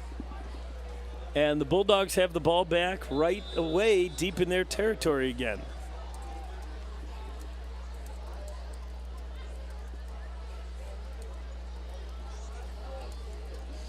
So in a block in the back, marches them back. It looks like they're at about the 5 or 6 yard line. Some pressure being brought up. Quarterback kept it, and he is bottled up. He's going to lose 2 on that. See, that was a nice play, nice job, good responsibility football. That is number 33, John Schlapper. His job is to take the quarterback, and he wrapped him up, and there was nowhere for him to go. He was able to do that because Skylar Blacker was holding up the hole, and quarterback couldn't give on that dive. So Hill is standing in his end zone, takes the snap, wings it out to number 7, and he is wrapped up. Nice play. Davion Walker, first time we've called his number tonight. So from his end zone, Hill's able to connect with Walker for a gain of 12 and a first down. First down, yep. So just over 2 minutes left in the half.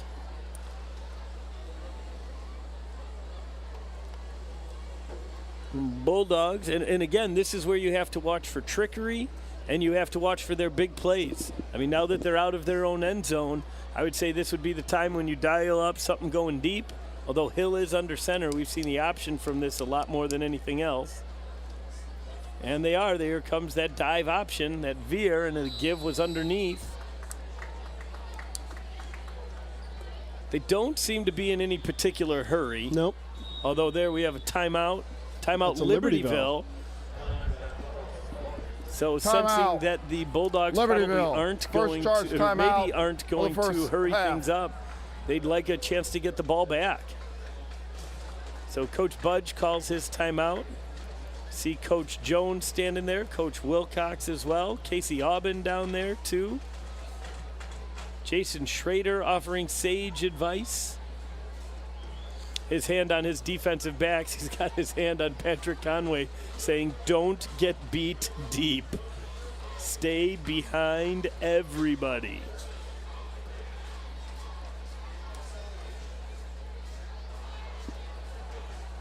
Quick score check for you for those of you who are interested in other games.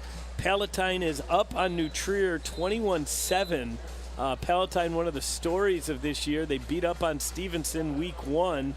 And this was their year. Last year they had a good team, made it to the Elite 8, but everybody thought that team was a year ahead of schedule, and they thought this was going to be the year for them.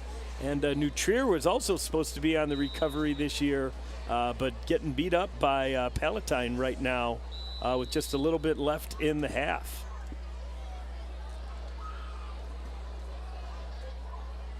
So 2nd and 8, motion, rocket motion. That was the reverse last time, and it is again this time.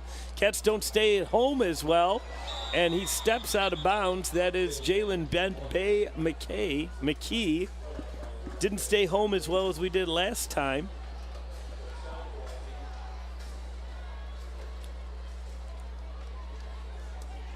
So the Bulldogs with another first down.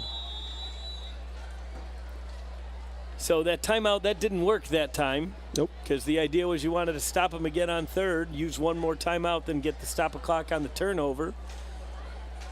Bulldogs are spread, dubs on either side for quick. Coach Budge dialing up a blitz. It's covered pretty well. The ball is up in the air. We got this two covered. Cats receivers there. Or excuse me, 2 Cat defenders there. Ball was intended for Chantrell Hayes. The Cats have really done a pretty good job of bottling him up. That's been nice. Their primary weapon.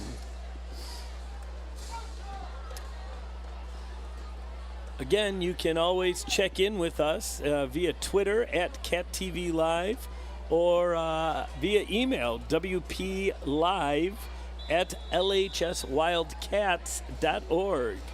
If you want to check in, let us know what you think of the game. So 2nd and 10 with 1:22 left.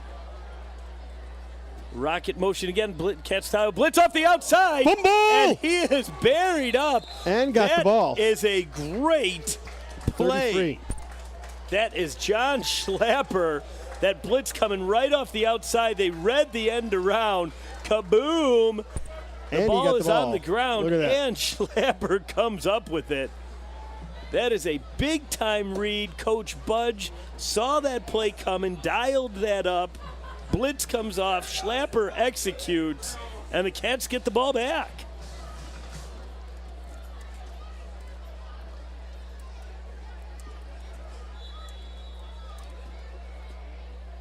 So the Cats will have a chance to put it in the end zone again here with 1:16 left. Ball just about the 30-yard line. Ruskell rolls out to his right, comes back. Screen is set up, and there's a lot of green between Bizarro. Oh, one man gets through. Excellent screen. Jack rolled out to his left. The screen came back to the right. Charlie Schmidt bearing down on that corner, couldn't quite get there. Able to get up and get a stop.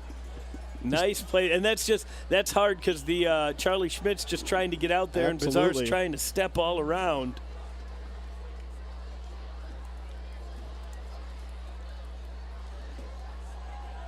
Ruskell again to his left. He's going to step up and run this ball. Hold on to it here. Don't want another turnover. As inside a minute 40, stop the clock, 43 seconds. Cats will call a timeout as they're going to have a second and about 2. Timeout. From the Libertyville. 10-yard line. Second charge timeout of the half. Coach, it seems like we have a young band down in front of us here. Looks like maybe the Oak Grove Band? The Oak Grove Band. I'd be willing to bet that's why the Oak Grove Band director went ahead and was the guest conductor for the national anthem today. So one of our excellent feeder schools, their band is down there to perform at halftime. A lot of stuff going on at halftime. Yeah, there is. There's going to be some dancing.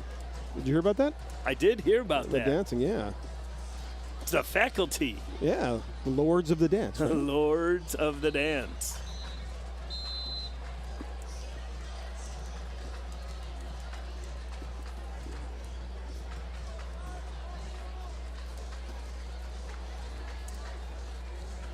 So Cats will get the ball back, or excuse me, not get the ball back. They'll start once again because of the timeout. It won't start. Clock won't start until it is snapped. They have 1 timeout left. 2nd and 5 from the 10. Rossetti in motion, goes back the other way. That usually means Ruskell's going to roll out, and he does. Puts the ball over the middle, and it's intercepted in the end zone. And he's got some running room. Oh, and he is still on his feet, back out to the 15. That's number 8 again. Number 8 again. Andre Brown. Ruskell's rolling out to his right. Pressure was coming, picked up there. And again, just a nice play. I don't think that ball was exactly where Jack would have wanted it, but still, give Brown credit. So what do you do if you're Waukegan at this point, Coach? 32 seconds, got almost the whole field to go. You're already chasing 28. Cats only have 1 timeout, so they can't force them to turn this ball over. I think you take a shot downfield right here, see where you go, and then if that doesn't go well, you just go ahead and run it out. Oh, and it's a quick pass. Oh, and it looked like they might have been setting up something there. Oh, but the clock is still wound. He does not get out of bounds. I don't know if the Waukegan coaches know that because it sure looked like he does. Hurry up offense. Oh, now they take the timeout. See, that's I don't know that the Waukegan coaches knew that he wasn't out of bounds. Waukegan. There's a lot Second going charge on here timeout when of you're the trying half. to do clock management and look at your offense, make your decisions. Some of the students down here below the box all waving up at us. Imagine that, students at the high school game. Love it. Waukegan lets another 10 seconds run off the clock while they were trying to make their decision what they're going to do. It's a 2nd and 5, but I don't know down and distance really matters. I think you take a shot downfield here. You're down 28-0. You've beaten us deep twice. Why not give it a whirl? Absolutely. Give it a shot.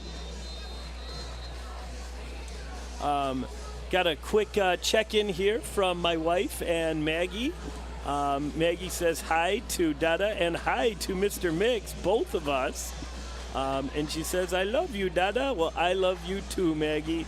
Thanks for checking in. I hope you had fun tonight with your friend. Maddie Sullivan was over, another one of the freshman football coaches, his daughter.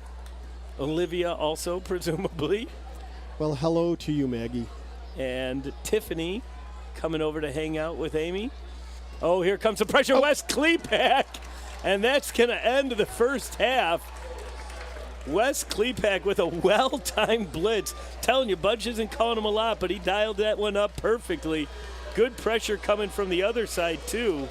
So this first half was all Cats, but give the Bulldogs credit. They could be down a lot more than 28 right now, Coach. Absolutely. So the Cats will take this lead to halftime, 28-0, after a pretty dominating first half. Stay tuned for halftime. There's lots going on. We, of course, have the marching band and cheerleading and poms, but then we also have the Lords of the Dance, the teachers. We also have the Oak Grove Band.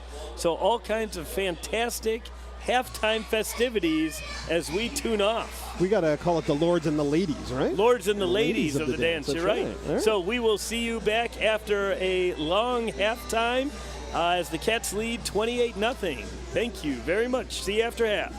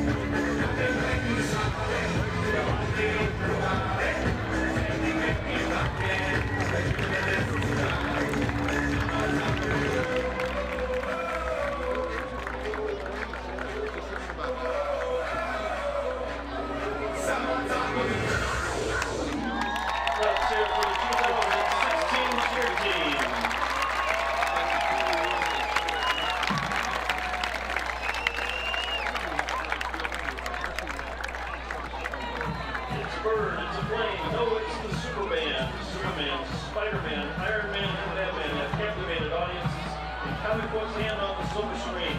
Their great deeds and flashy costumes may only be outdone by the great musical themes composed by such legends as John Williams, Neil Hefti, and of course Black Sabbath. The Marching Wildcats, give your Superman.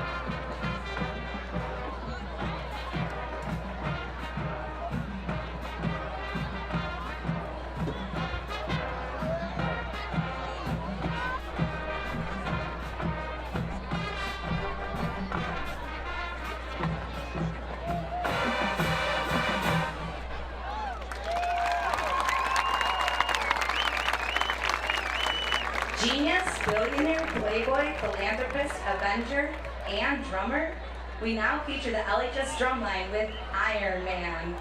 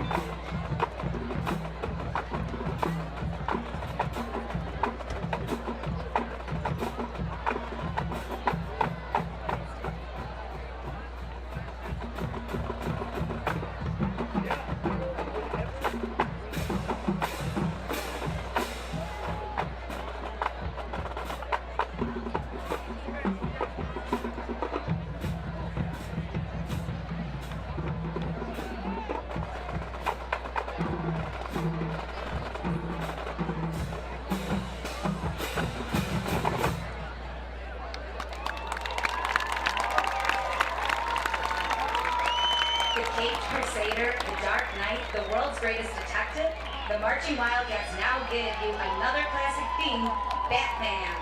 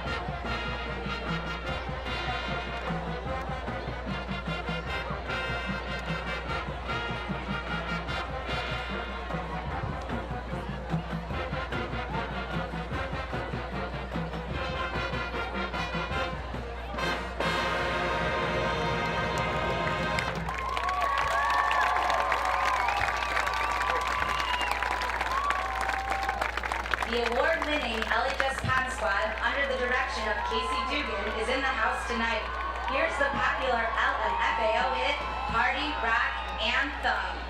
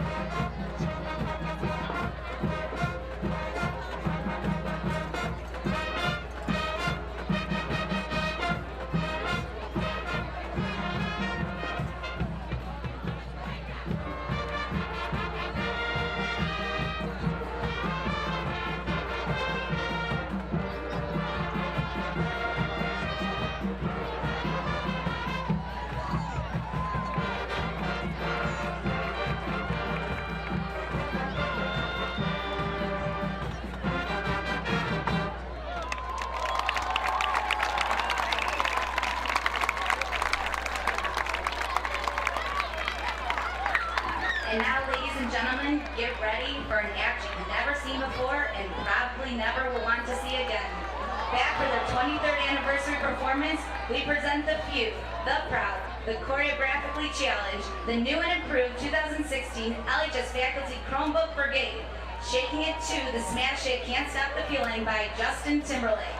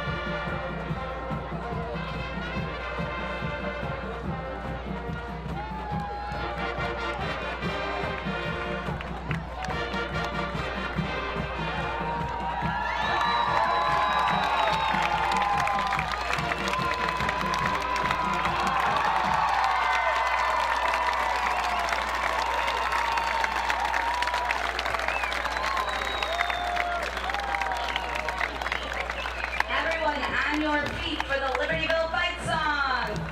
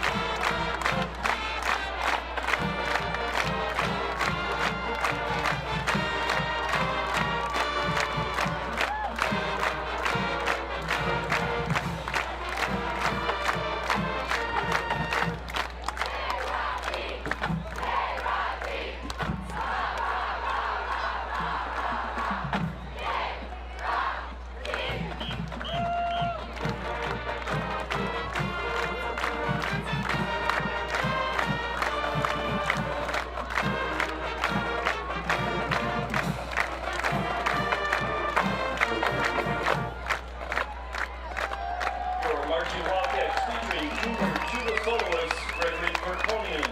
Marching Wildcats are under the direction of Adam Moore and Matt Carnstedt, and percussion instructor Jonah Argulo Herte. Drum majors are Chris Hayvogel, Allison Flores, and Ian Nagel. Marching Wildcats would like to give a special thanks to all of their student leaders and parent volunteers for all of their assistance in preparing today's performance. Now let's go get a win. Go Wildcats! We now feature the Not So.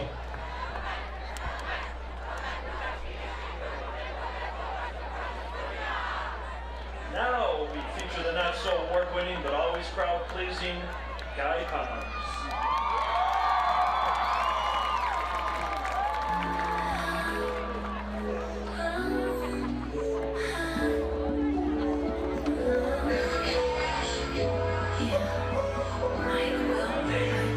I said, this is the remix. Let's go!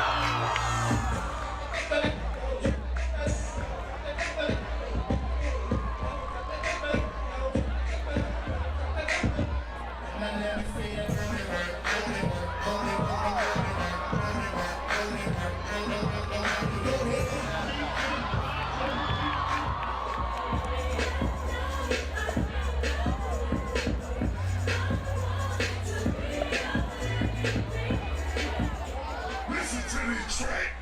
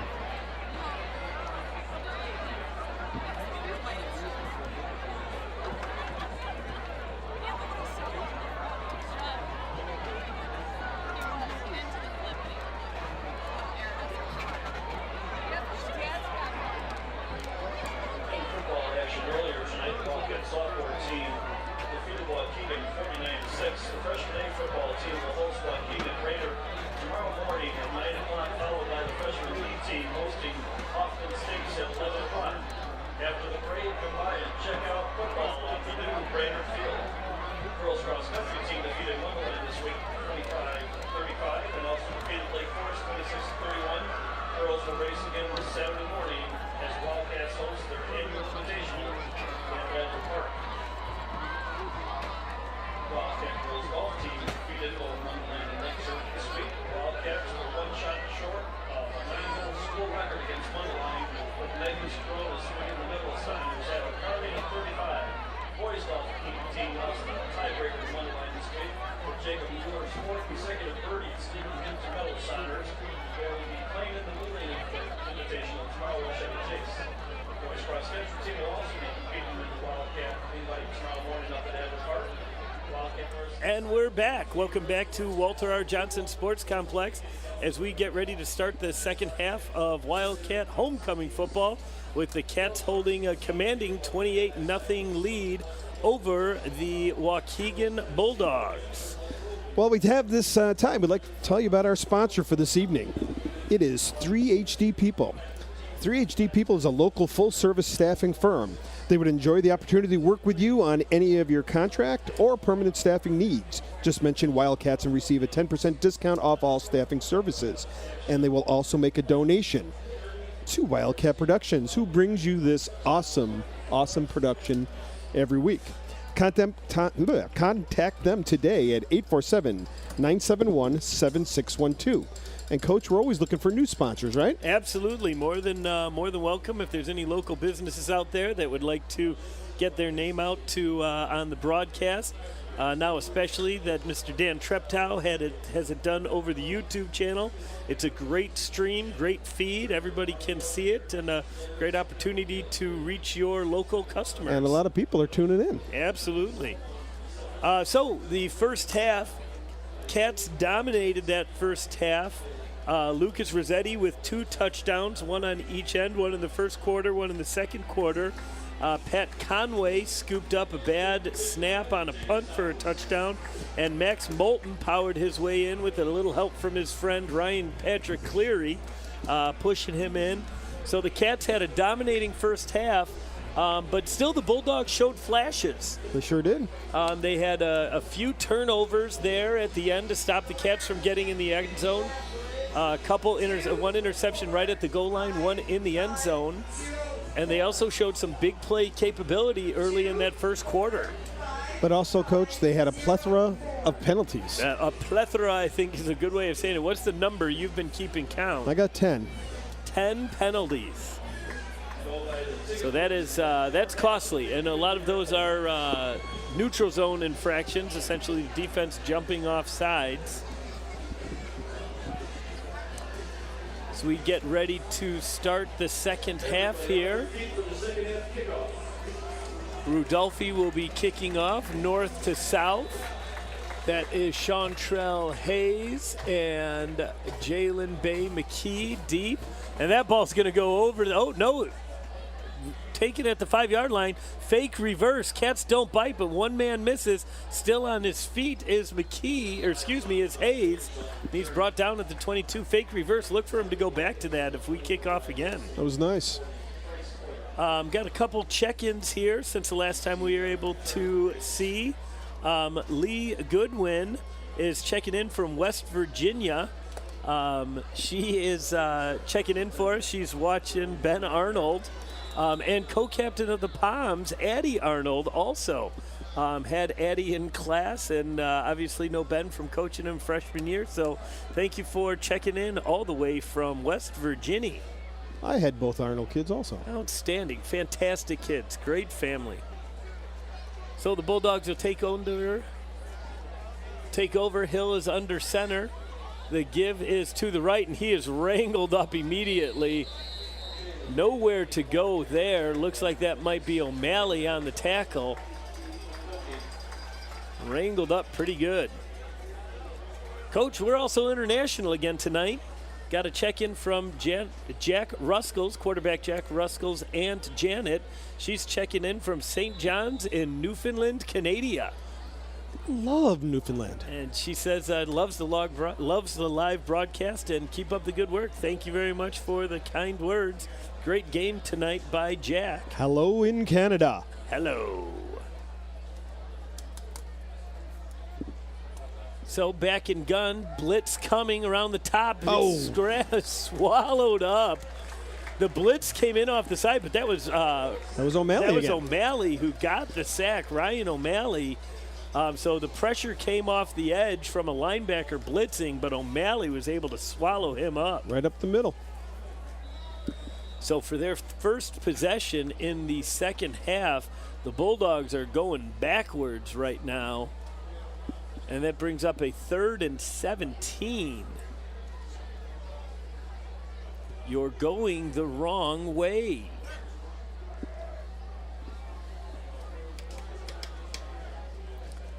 So trips out to his right, single back, one receiver, covered by Ben Arnold up over on the near side.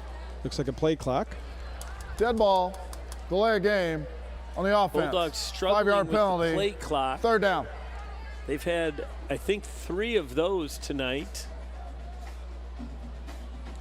Really, the penalties are what is keeping this game going as long as it is. If it wasn't for those stoppages, we would be probably ending the 3rd quarter at this point.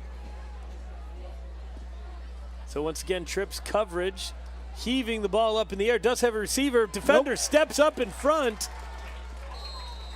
That was Brian McCullough, and he's holding his hand. Yeah. On the interception, BMAC on the interception, he's running off. He was holding his hand, dropped that ball there at the end. He does have some extra tape on that hand. Looks like he has taped up onto his wrist, but he's coming off all right.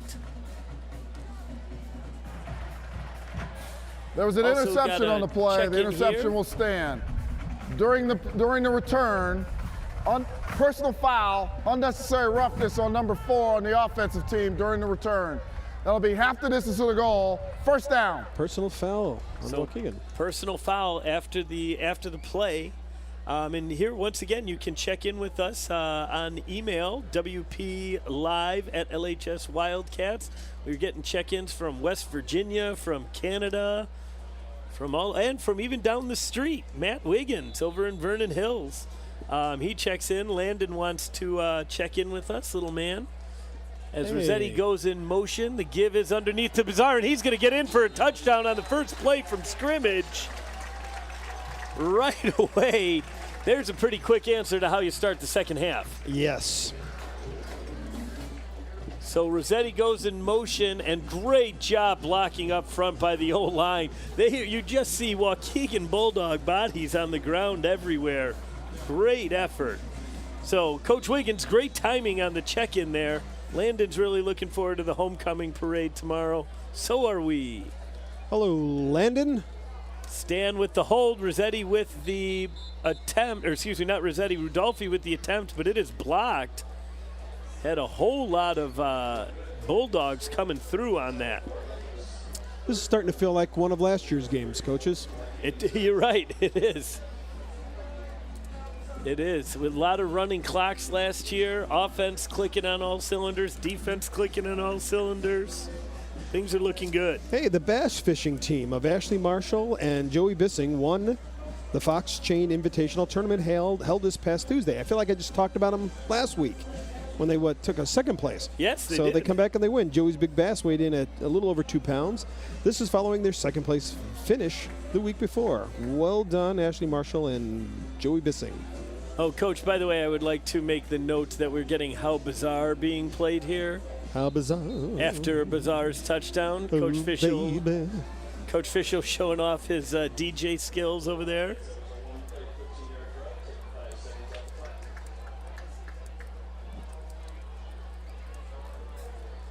So the Cats will kick off once again.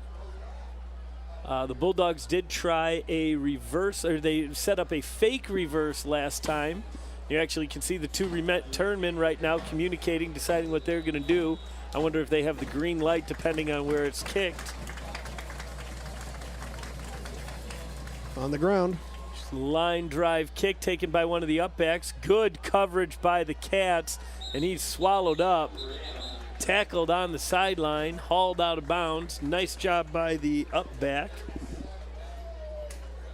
Running clock is at 40 for those of you who are wondering, so the Cats are going to need to hold the Bulldogs and then get another score before we get to running clock.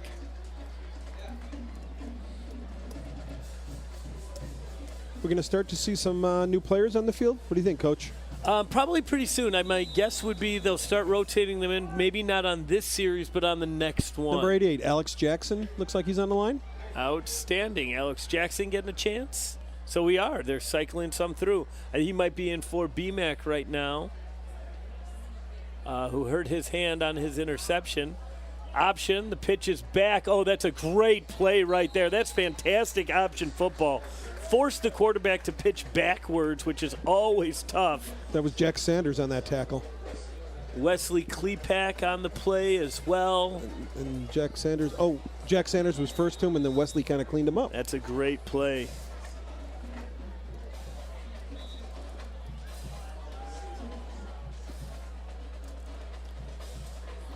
So that'll set up a 2nd and long for the Bulldogs. 2nd and call it 15.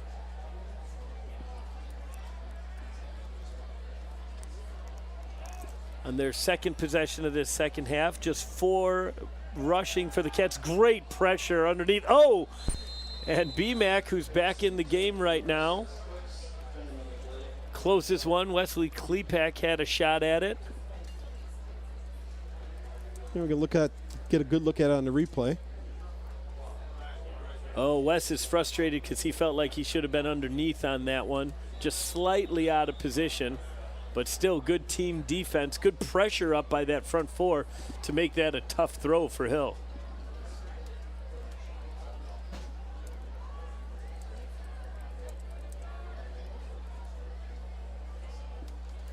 Third and 15, motion coming across. Bay McKay dropping back, guns it up in the air. There's more Cats closer. That interception is by number 23, Matt Rudolphi, who's got a nice chance for return. And a big hit on Rudolphi, who's getting some time in the defensive backfield.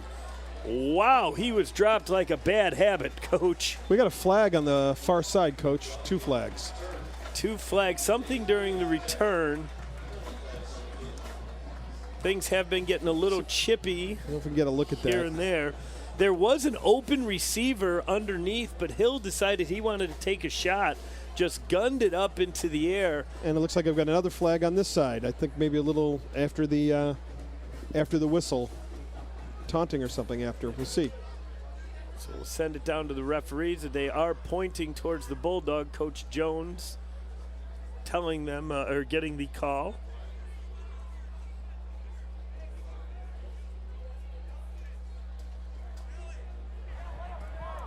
We have 2 fouls on the play. We have a block below the waist on the offense before the interception. That penalty would be declined. During the return, we have a legal block in the back on 44. That penalty will be enforced from the spot of the foul. 10-yard penalty, first down, Libertyville. So that'll bring them back actually pretty close to where the interception happened, back at about the 40-yard line.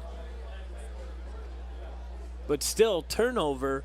That was really an unforced turnover by the Bulldogs. They could have thrown underneath. Now, it was 3rd and long, but you get the ball in the hands of your playmaker, see if you can make something happen rather than force one up. Probably a little bit of frustration setting in there. Absolutely.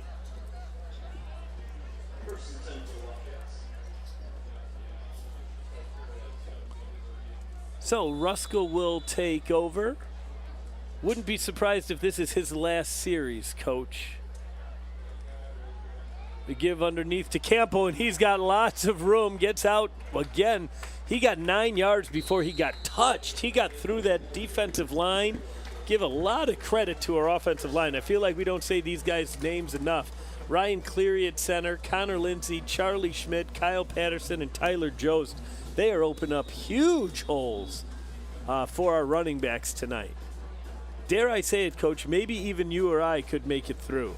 Yeah, dare. Dare. So Rossetti in motion. Rusko back. The flip out. There's that one that they had a hard time completing. Rossetti makes the first guy miss. Some nice sustained blocking downfield by Drew Fortini. And that's going to pick up another 8 for the Cats.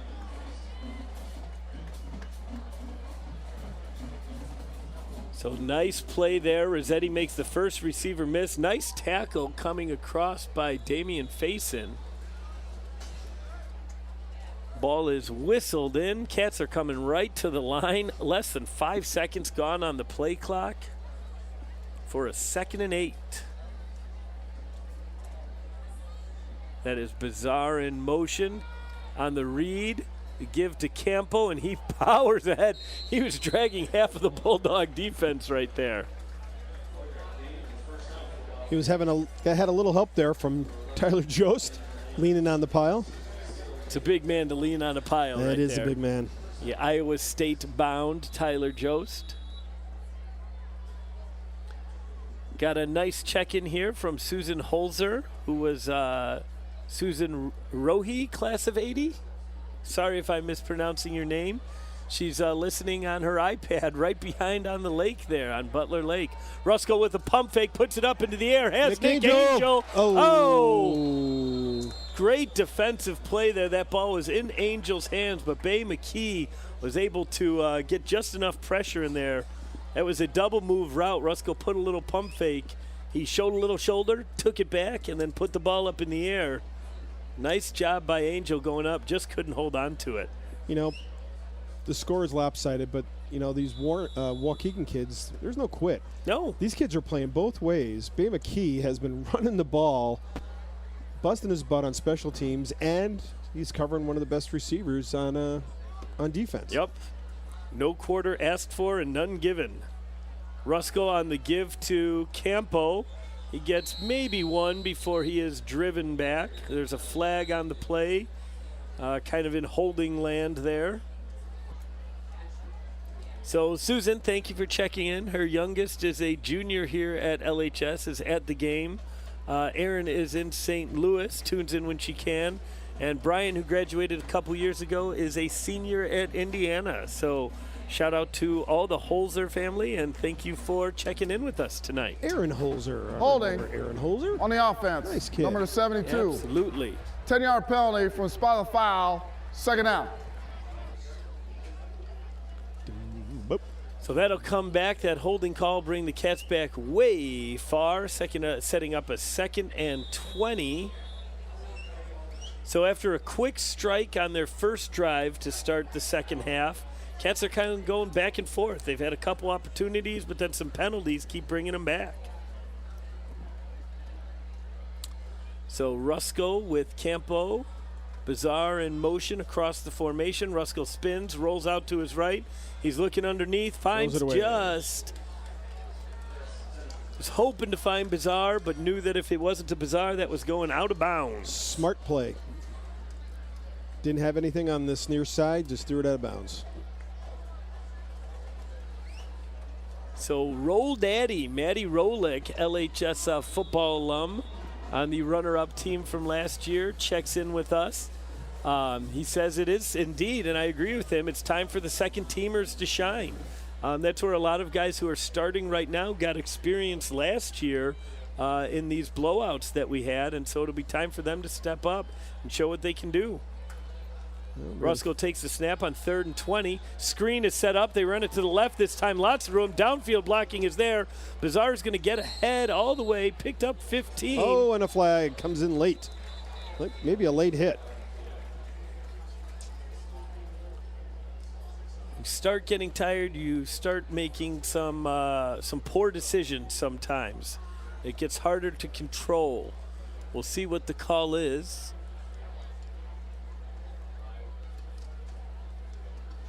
After the play was over, personal foul, unnecessary roughness, number 68 on the defense. That's a 15-yard penalty from the end of the play. 1st down. Yeah, they knew it.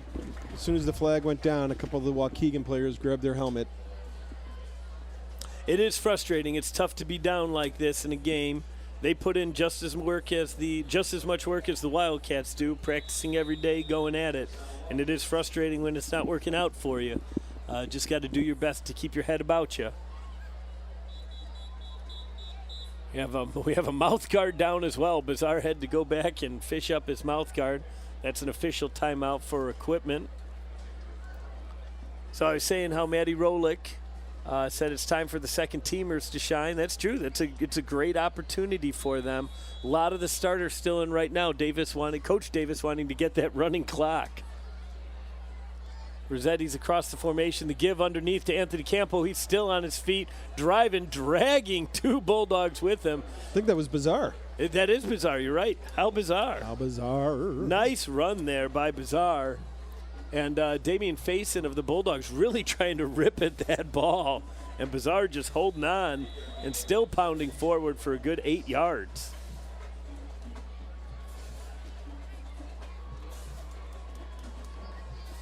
So, like I said, Coach Davis wanting to keep this first team in here, punching this score so you can get to the running clock, shorten the game down.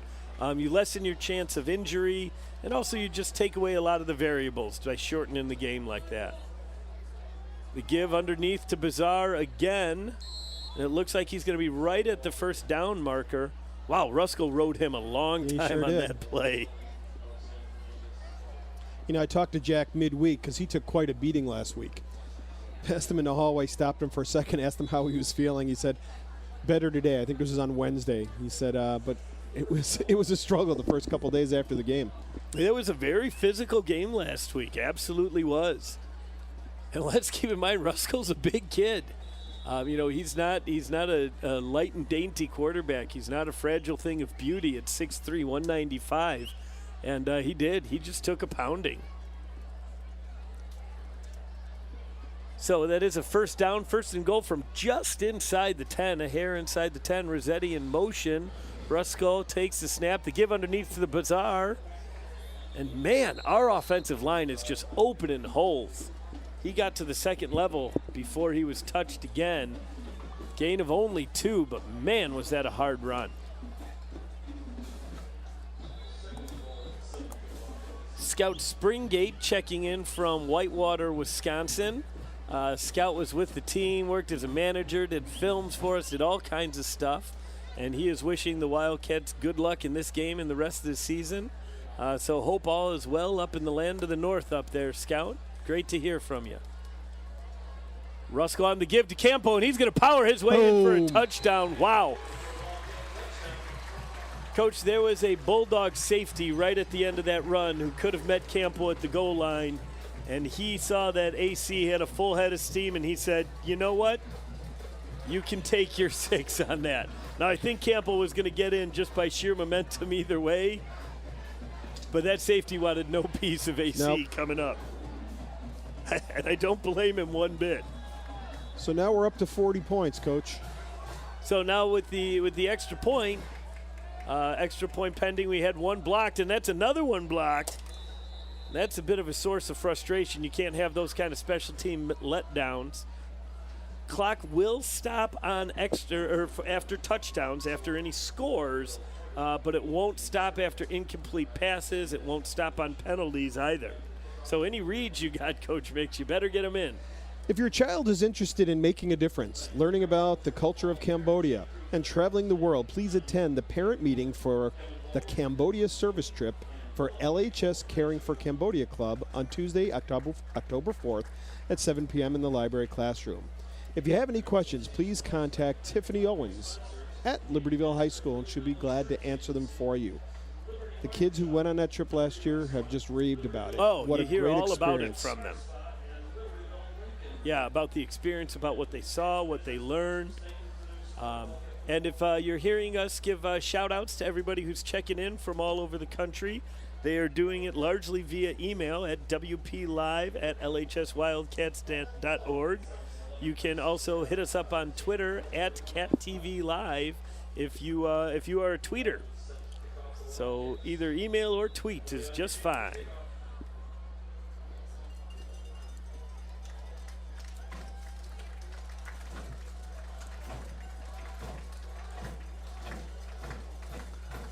So Rudolphi on the kick, line drive. That one's going to take a pop to the deep guy, so they have a chance. There's that reverse that they set up before, and it's going for a nice little pop. We had a couple guys kind of dig in on it, but then enough guys stayed at home to make the tackle. Looks like Wills Herzl is on there. Here's a replay. Not a very well set up, but just enough. Drew just enough cats over. Brian Nelson looks like he was in on that tackle as well. B now. Not to keep beating a dead horse, but another B-team quarterback. Looks like we got some other players in the game, Coach. See if we can get some numbers. Absolutely. Matt Rudolphi, who had that interception in at corner. Spencer Sweeney getting some time at free safety. Dusan Martinoff, who rotates in, he is on the line as well. Ball's up out. Heck of a catch out there. The coverage was there. They were bracketed all over him. But number 7, Davion Walker, just went over the top. 2 receivers in the same area. Yeah, that's usually somebody ran their route poorly, but it came away all right for the Bulldogs.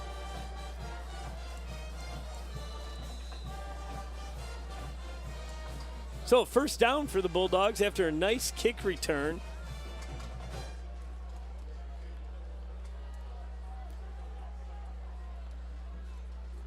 So the snap is back. Twins dubs out to either side. Hill wings it out, tipped. Ooh. Again, 2 receivers packed in awful close. That allows the defense to, one guy can cover both. But you'll notice here the clock is still running at just under 2.5 left because of the running clock. Shout out to our student athletic trainers who are on the field tonight. Aaron Joyce, Joey Perone, Emma Kosowski, and Ellie Cho. Doing a great job down there helping out the team. Fortunately, not as busy as they were last week. Thankfully. The last couple weeks, the training staff's been a busy crew. Hill takes the snap. He drops back. He wings it over the middle. Nice completion. Oh! They're going to call that incomplete. That's the correct plea. That's Matt Rudolphi on a big hit. He has an interception and a big hit already in just a couple quarters of action here. We got a replay. I think it was Jordan Brown on the reception and just couldn't hold it after that big hit. So over the middle. Yep. Oh, great hit there. Nice underneath coverage as well. See if we can get some more numbers in here for you. Checking in. Mike Flanagan also checking into the game. Danny Schellen getting some reps at safety at linebacker. Then the ball's on the ground. It's all over. I don't think anybody knows where it is. And it's cat ball. Wildcat ball. See who came up with that. That looks like number 73, Dusan Martinoff, was at the bottom of the pile. Outstanding job there. Bryce Boyer also in on the action on that one. Ian Wetlaufer, a newcomer to football. He's a junior, and this is his first year playing. I had him in class last year and said, Coach, nice. I want to do football. Right. Got in the weight room all summer and did the job, so nice job there. Looks like we got a new quarterback. Hey, Alex Stanulis. Number 10. They're getting the game ball in there. Also have Dante Vincini, who is going to be in the backfield. That is number 85, Ben Skeens, who will be lining up as your tight end as well. What do we expect from Stanulis here? Coach Stan is a supremely athletic young man. He's really grown into this quarterback position. He's going to do everything fundamentally sound, has a nice read right there. Correctly gives the ball. I think that's going to be another late hit from the looks of it. That carry was by Max Moulton. And real quick, the third quarter comes to an end. That running clock makes things happen fast. We'll see what the flag is. Personal foul, face mask, grabbing the helmet opening on number 20.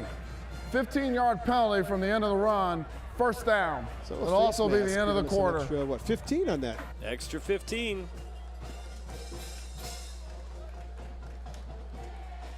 And we're going to switch ends. Well, we have a second. Let's talk about our sponsor, 3HD People. They are a local full-service staffing firm, and we are really appreciative that they've jumped on to help us out tonight. They would enjoy the opportunity to work with you on any of your contract or permanent staffing needs. Just mention Wildcats and receive a 10% discount off all staffing services, and a donation will be made to Wildcat Productions. Contact them today at 847-971-7612. And Coach, we're definitely looking for more sponsors, aren't we? We are. We'd love to have any local businesses who want to jump on, be a part of Wildcat football. Another exciting year here. So jump on in and be a part of it.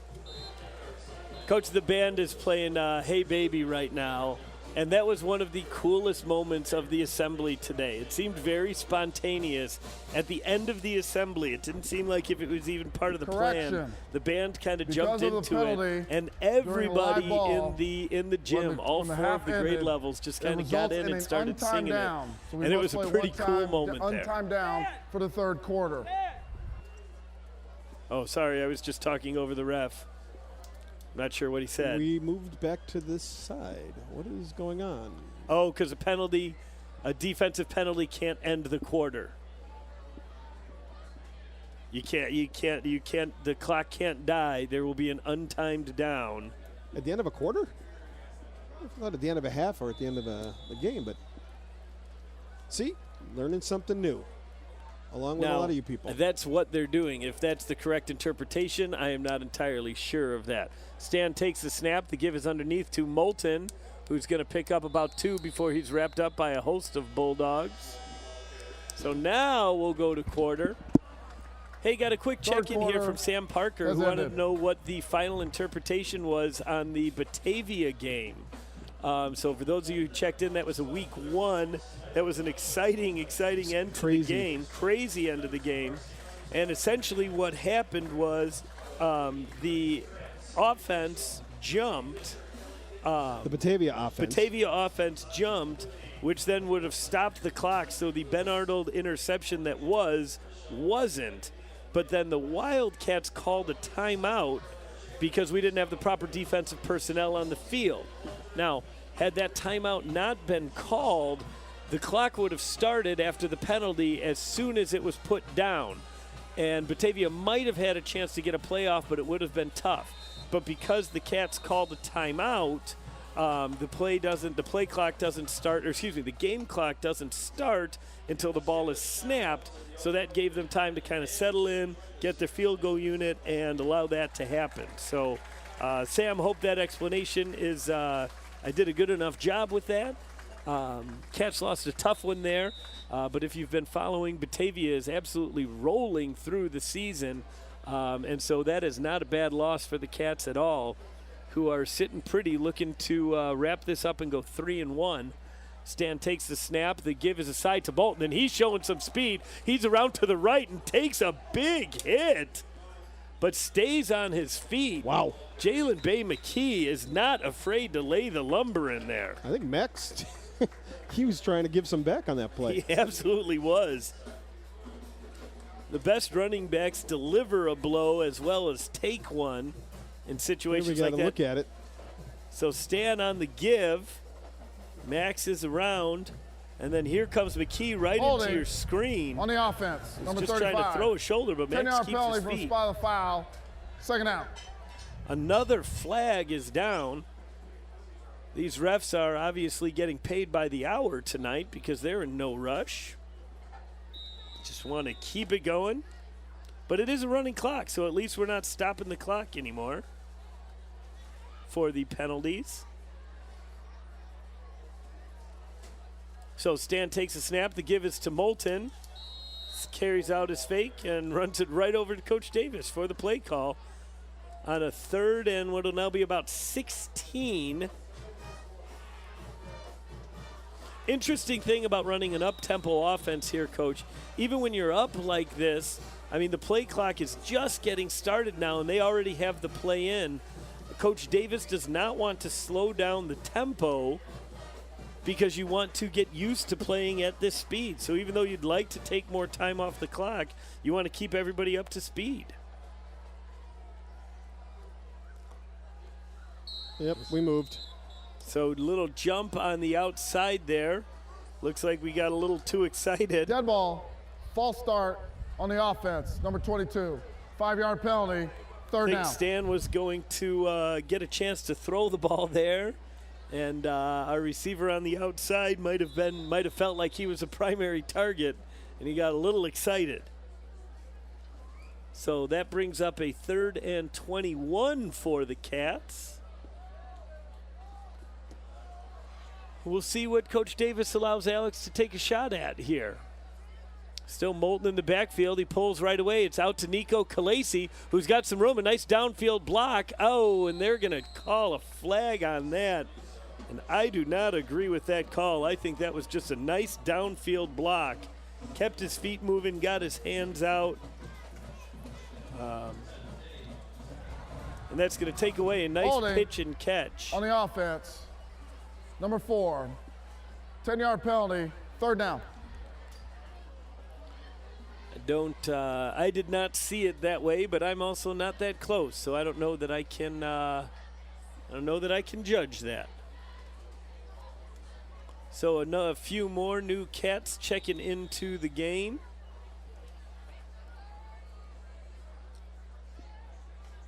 Luke Weiland getting a shot on the offensive line. That is Cole McClurg. Is the up back. Stan on the give to Moulton. He's around to the right. He's wrangled up. Give a lot of credit there to Alexander Hernandez. Is able to kind of swallow up Nice Moulton. tackle. Nice tackle. Didn't give up on the play. Moulton was by him, but he was able to hold on. Coach, I think we're going to punt. Hey, look at this. We've been waiting for a chance to bring up John Schlapper. Coach Jones, I saw Coach Jones at the freshman game the next day, and he said that Schlapper might have been the MVP of that game. There was a couple bad snaps. Timeout. But Schlapper Egan. handled them First charge very well, especially one that sailed over his head in the end zone, and Schlapper had a chance. He scooped it up, kept his head about him, and knew to get a kickoff, and was able to punch it back to about the 35 to force Warren's offense to go to work. It was a great athletic play. Oh, it was phenomenal. And great heads-up play, too, Yep. to know that it's always better to punt it than to try to do anything else. Well, this is the Cats' first punt of the night. With 8 minutes left in the fourth. That's a pretty good offensive game. Yeah, it tells you how the game's been going. Yep. Calling all students and staff who love to read and discuss literature, the LHS Book Club will meet on Friday, September 23rd after school in room 206. We'll be discussing a number of books, and snacks will be provided. If you have any questions, see Amanda Peter, Mr. Tooley, or Mrs. Wiggins. Hope to see you there. Snacks. Snacks. So Schlapper back to punt. He's standing at about his 21-yard line. Brendan Cook, one of the upbacks. That's a there high it is snap. again. Speaking of. Oh, and this one he is not going to be able to get off. He still kept his head about and wanted to punt that. We are just struggling on those long snaps. We saw the same from the Bulldogs early in the first quarter. And that's going to go ahead and give the Bulldogs a short field and a chance to stop the running clock. So that ball sails over Schlapper's head. He didn't have much of a chance, and then even when he wrangled it in, there's a host of dogs there. A pack of dogs, if you will. Pack of dogs. Well, the clock right now is rolling. Yep, still rolling right now. Rolling. So Coach Albin is saying once it gets to 40, even if the other team scores, the running clock keeps going. Rolling. Oh, So bad snap there, pitches out. Oh, and a nice heads-up play by Hill. And Josh Randolph stayed with the play. Looked like that was supposed to be a pitch. So clock keeps going as we get to 7 minutes here. You know, Coach, even though we've had a couple penalties and stuff, a couple little chippiness, I think it's important to reiterate what you said. These Bulldogs are playing tough, whistle to whistle. And like you said, a lot of them playing both ways. yep.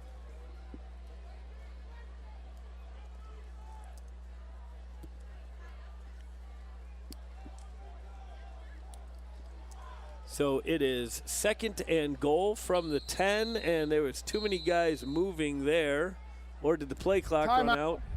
Timeout, Waukegan. And they're going to call a timeout, and that stops the clock. I think that was to prevent a penalty. Probably to prevent the game clock. It looked like it was getting down.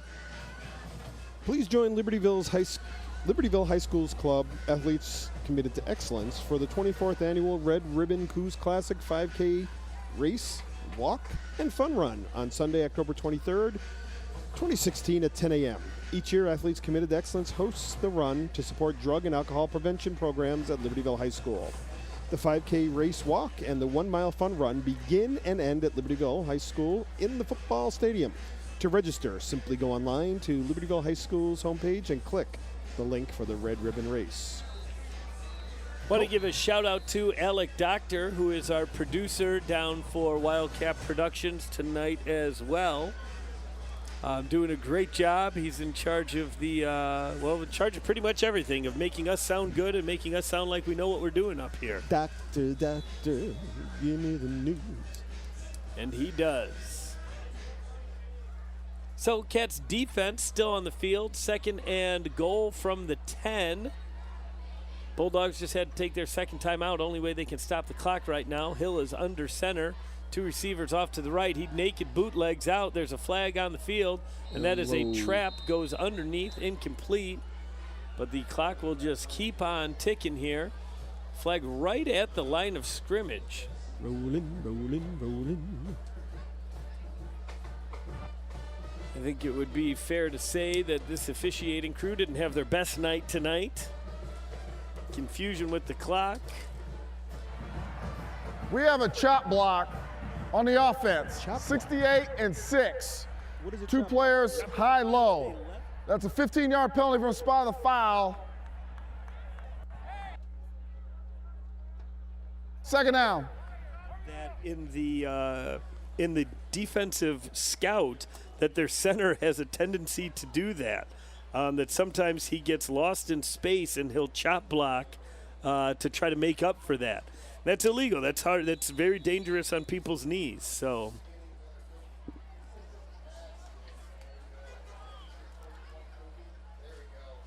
Hill back, 2nd and goal from the 25. That is a pitch pass. The ball is heaved up in the air into double coverage.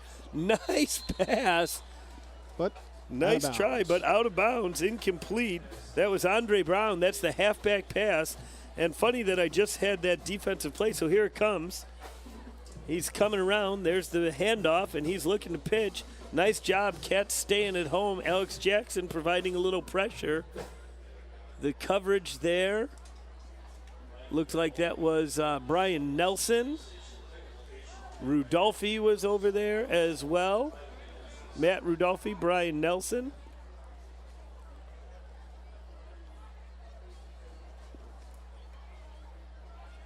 Also have Danny Schellen still getting in at safety there. Mike Flanagan in the middle at backer. Snap is back. Pressure coming on. That is Flanagan. Oh, hit him as he was throwing. Not a lot of room to go. Who was that, Coach? You get a number? I did not. 58, 56? 50, 58. Cormac, 50? I think 50. Oh, then that was Flanagan on there. Yep. Kyle Schilling, number 53, getting some time. Plays a heck of a defensive line. And we're under 4 minutes. And it's 4th down and goal to go from the 25. Ian Wetlaufer also still on the field. So under 4, 4th and goal from the 25. Like you said, Coach, you don't see that a whole lot. So this should be a last chance here for the Bulldogs. Hill is back. They are looking to just air it up. There's 2 receivers, and that is a touchdown to number 7, Davion Walker. There was 2 receivers and only 1 defender there. That was a nice catch, nice pass. Ball just thrown up in the air. So 2 receivers over there and only 1 defender. They ran another seam. They basically ran 4 vertical there And so our cornerback couldn't get help from the safety. RJ was kind of left alone on an island, and that was a heck. Oh, and Coach, they run the muddle huddle. Woo! They run the swinging gate for their extra point. Made famous by the Libertyville B team. Ball's thrown up in the air. There's a flag on the play. It is caught for a 2-point conversion, but there is a flag down. I'm going to guess there weren't enough people on the line, or That there is were too many on the line. That's a or- very good guess. If you do not line up carefully, you have too many men in the backfield on here. My mind is a muddle. So that play's called the swinging gate. See what the call is. Yeah, they're going to send them back. Illegal formation on the offense, not 7 on the line. So That's a 5-yard penalty. too Repeat many on people in the timeout. backfield is another way of saying not enough men on the line, I think is the actual call. So that'll take them back. This is called the swinging gate. This was a play that was very popular in the 50s. And Coach Albin and I, Associate Principal Ray Albin and I, ran this in high school. And Did you now they have- are shifting over. Were you using like leather helmets back then? What was No, going on? no. We weren't in the 50s, but Oh, we ran it. whoa. And then we brought it to the B team, or Coach Albin brought it to the B team. No, what is this? We got a receiver out there, and it looks like they're going to kick. They shifted over, and the kick is good, end over end. They shifted over but left one receiver out just for good measure. Either that or he wasn't sure where to go. He was muddling. He was muddling, and we called it muddle huddle. That's what our sophomore coach, Charlie Bliss, who's now the offensive coordinator for the Maine South Hawks, who are having themselves a year as well. You'll see some college teams run that swinging gate, but it rarely is successful because if the defense prepares for it, there are ways to stop it, but it forces the other team to prepare for it, to take their time. So especially in college where you have limited amount of time that you can practice, limited amount of minutes, that is again a difficult play because they have to use the time to practice that. Well, we have a second. Another shout out to our sponsor, 3HD People, local full-service staffing firm. They would enjoy the opportunity to work with you on any of your contract or permanent staffing needs. Mention Wildcats and receive 10% off all staffing services.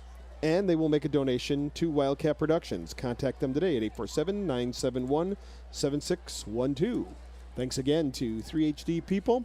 And if you'd like to be a sponsor of Wildcat Productions and our football games, contact Dan Treptow here at Libertyville High School. Glad to set you up. So after Waukegan's first score on a very short field, after a bad snap on the punt, we will get a kickoff from Roberto Mendez, and they go ahead and onside it, and the Cats are ready for that. Nicely scooped up there by the up back. And we'll get a number who got that ball. That is number 88, Alex Jackson. Alex Jackson. Nice job. Played that ball well. Stayed on his feet until he had it in his hands. Then covered it. Then fell down. Covered it up. And then a couple of buddies came by as we approach the 3-minute mark.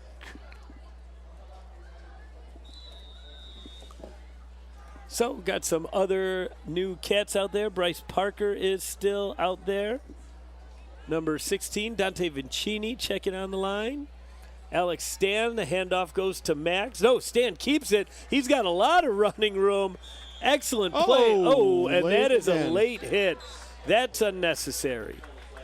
Alex Stan was clearly going out of bounds, was run out of bounds. A nice play, and then he is hit out of bounds. And that'll be a personal foul. Nice run by After Stan. the play, With this running dead clock, ball, Coach, maybe we should talk about personal foul, unnecessary roughness, number 22 on the defense. 15-yard penalty from the end of the run, first down. We're going to be off for a few weeks, right? Yeah, we are off for a few weeks. Next week, the Cats are at Lake Forest. After that, at Stevenson. And after that, at Mundelein High School. So we have a 3-week hiatus here. After 3 back-to-back-to-back, 3-week hiatus before we are back with Lake Zurich That should be a game. on October 14th. That'll be a very big game. So a nice run by Stanulus, his first chance to get out and show his speed. He gives to Moulton, tackled from behind. Nice tackle. Moulton, that hurt his Another back. flag. That was a late flag. The amount of time it's taken them to get these calls in, that could be the end of the game. After the play was over, dead ball, personal foul, number 70 on the offense. That's a 15-yard penalty, first down. So a not very heads-up play Correction. there That's a dead by a ball Wildcat penalty. offensive Second down. lineman. I think he was he just kept pushing and kept pushing well after the play was over. I actually didn't see it. But not a very heads-up play there. But it looks like the Cats will probably get one more off. Stan is going to go under center, and the only time we go under center is victory formation. So we are going to take a knee here. And probably have to do it one more time. So, Coach Mix, like you said, 3-week hiatus here, and a very big 3 weeks for the Cats. Lake Forest and Stevenson, two very tough opponents. Cats are going to start 2-0 in the new conference, but the real tests are going to be Lake Forest and Stevenson here coming up.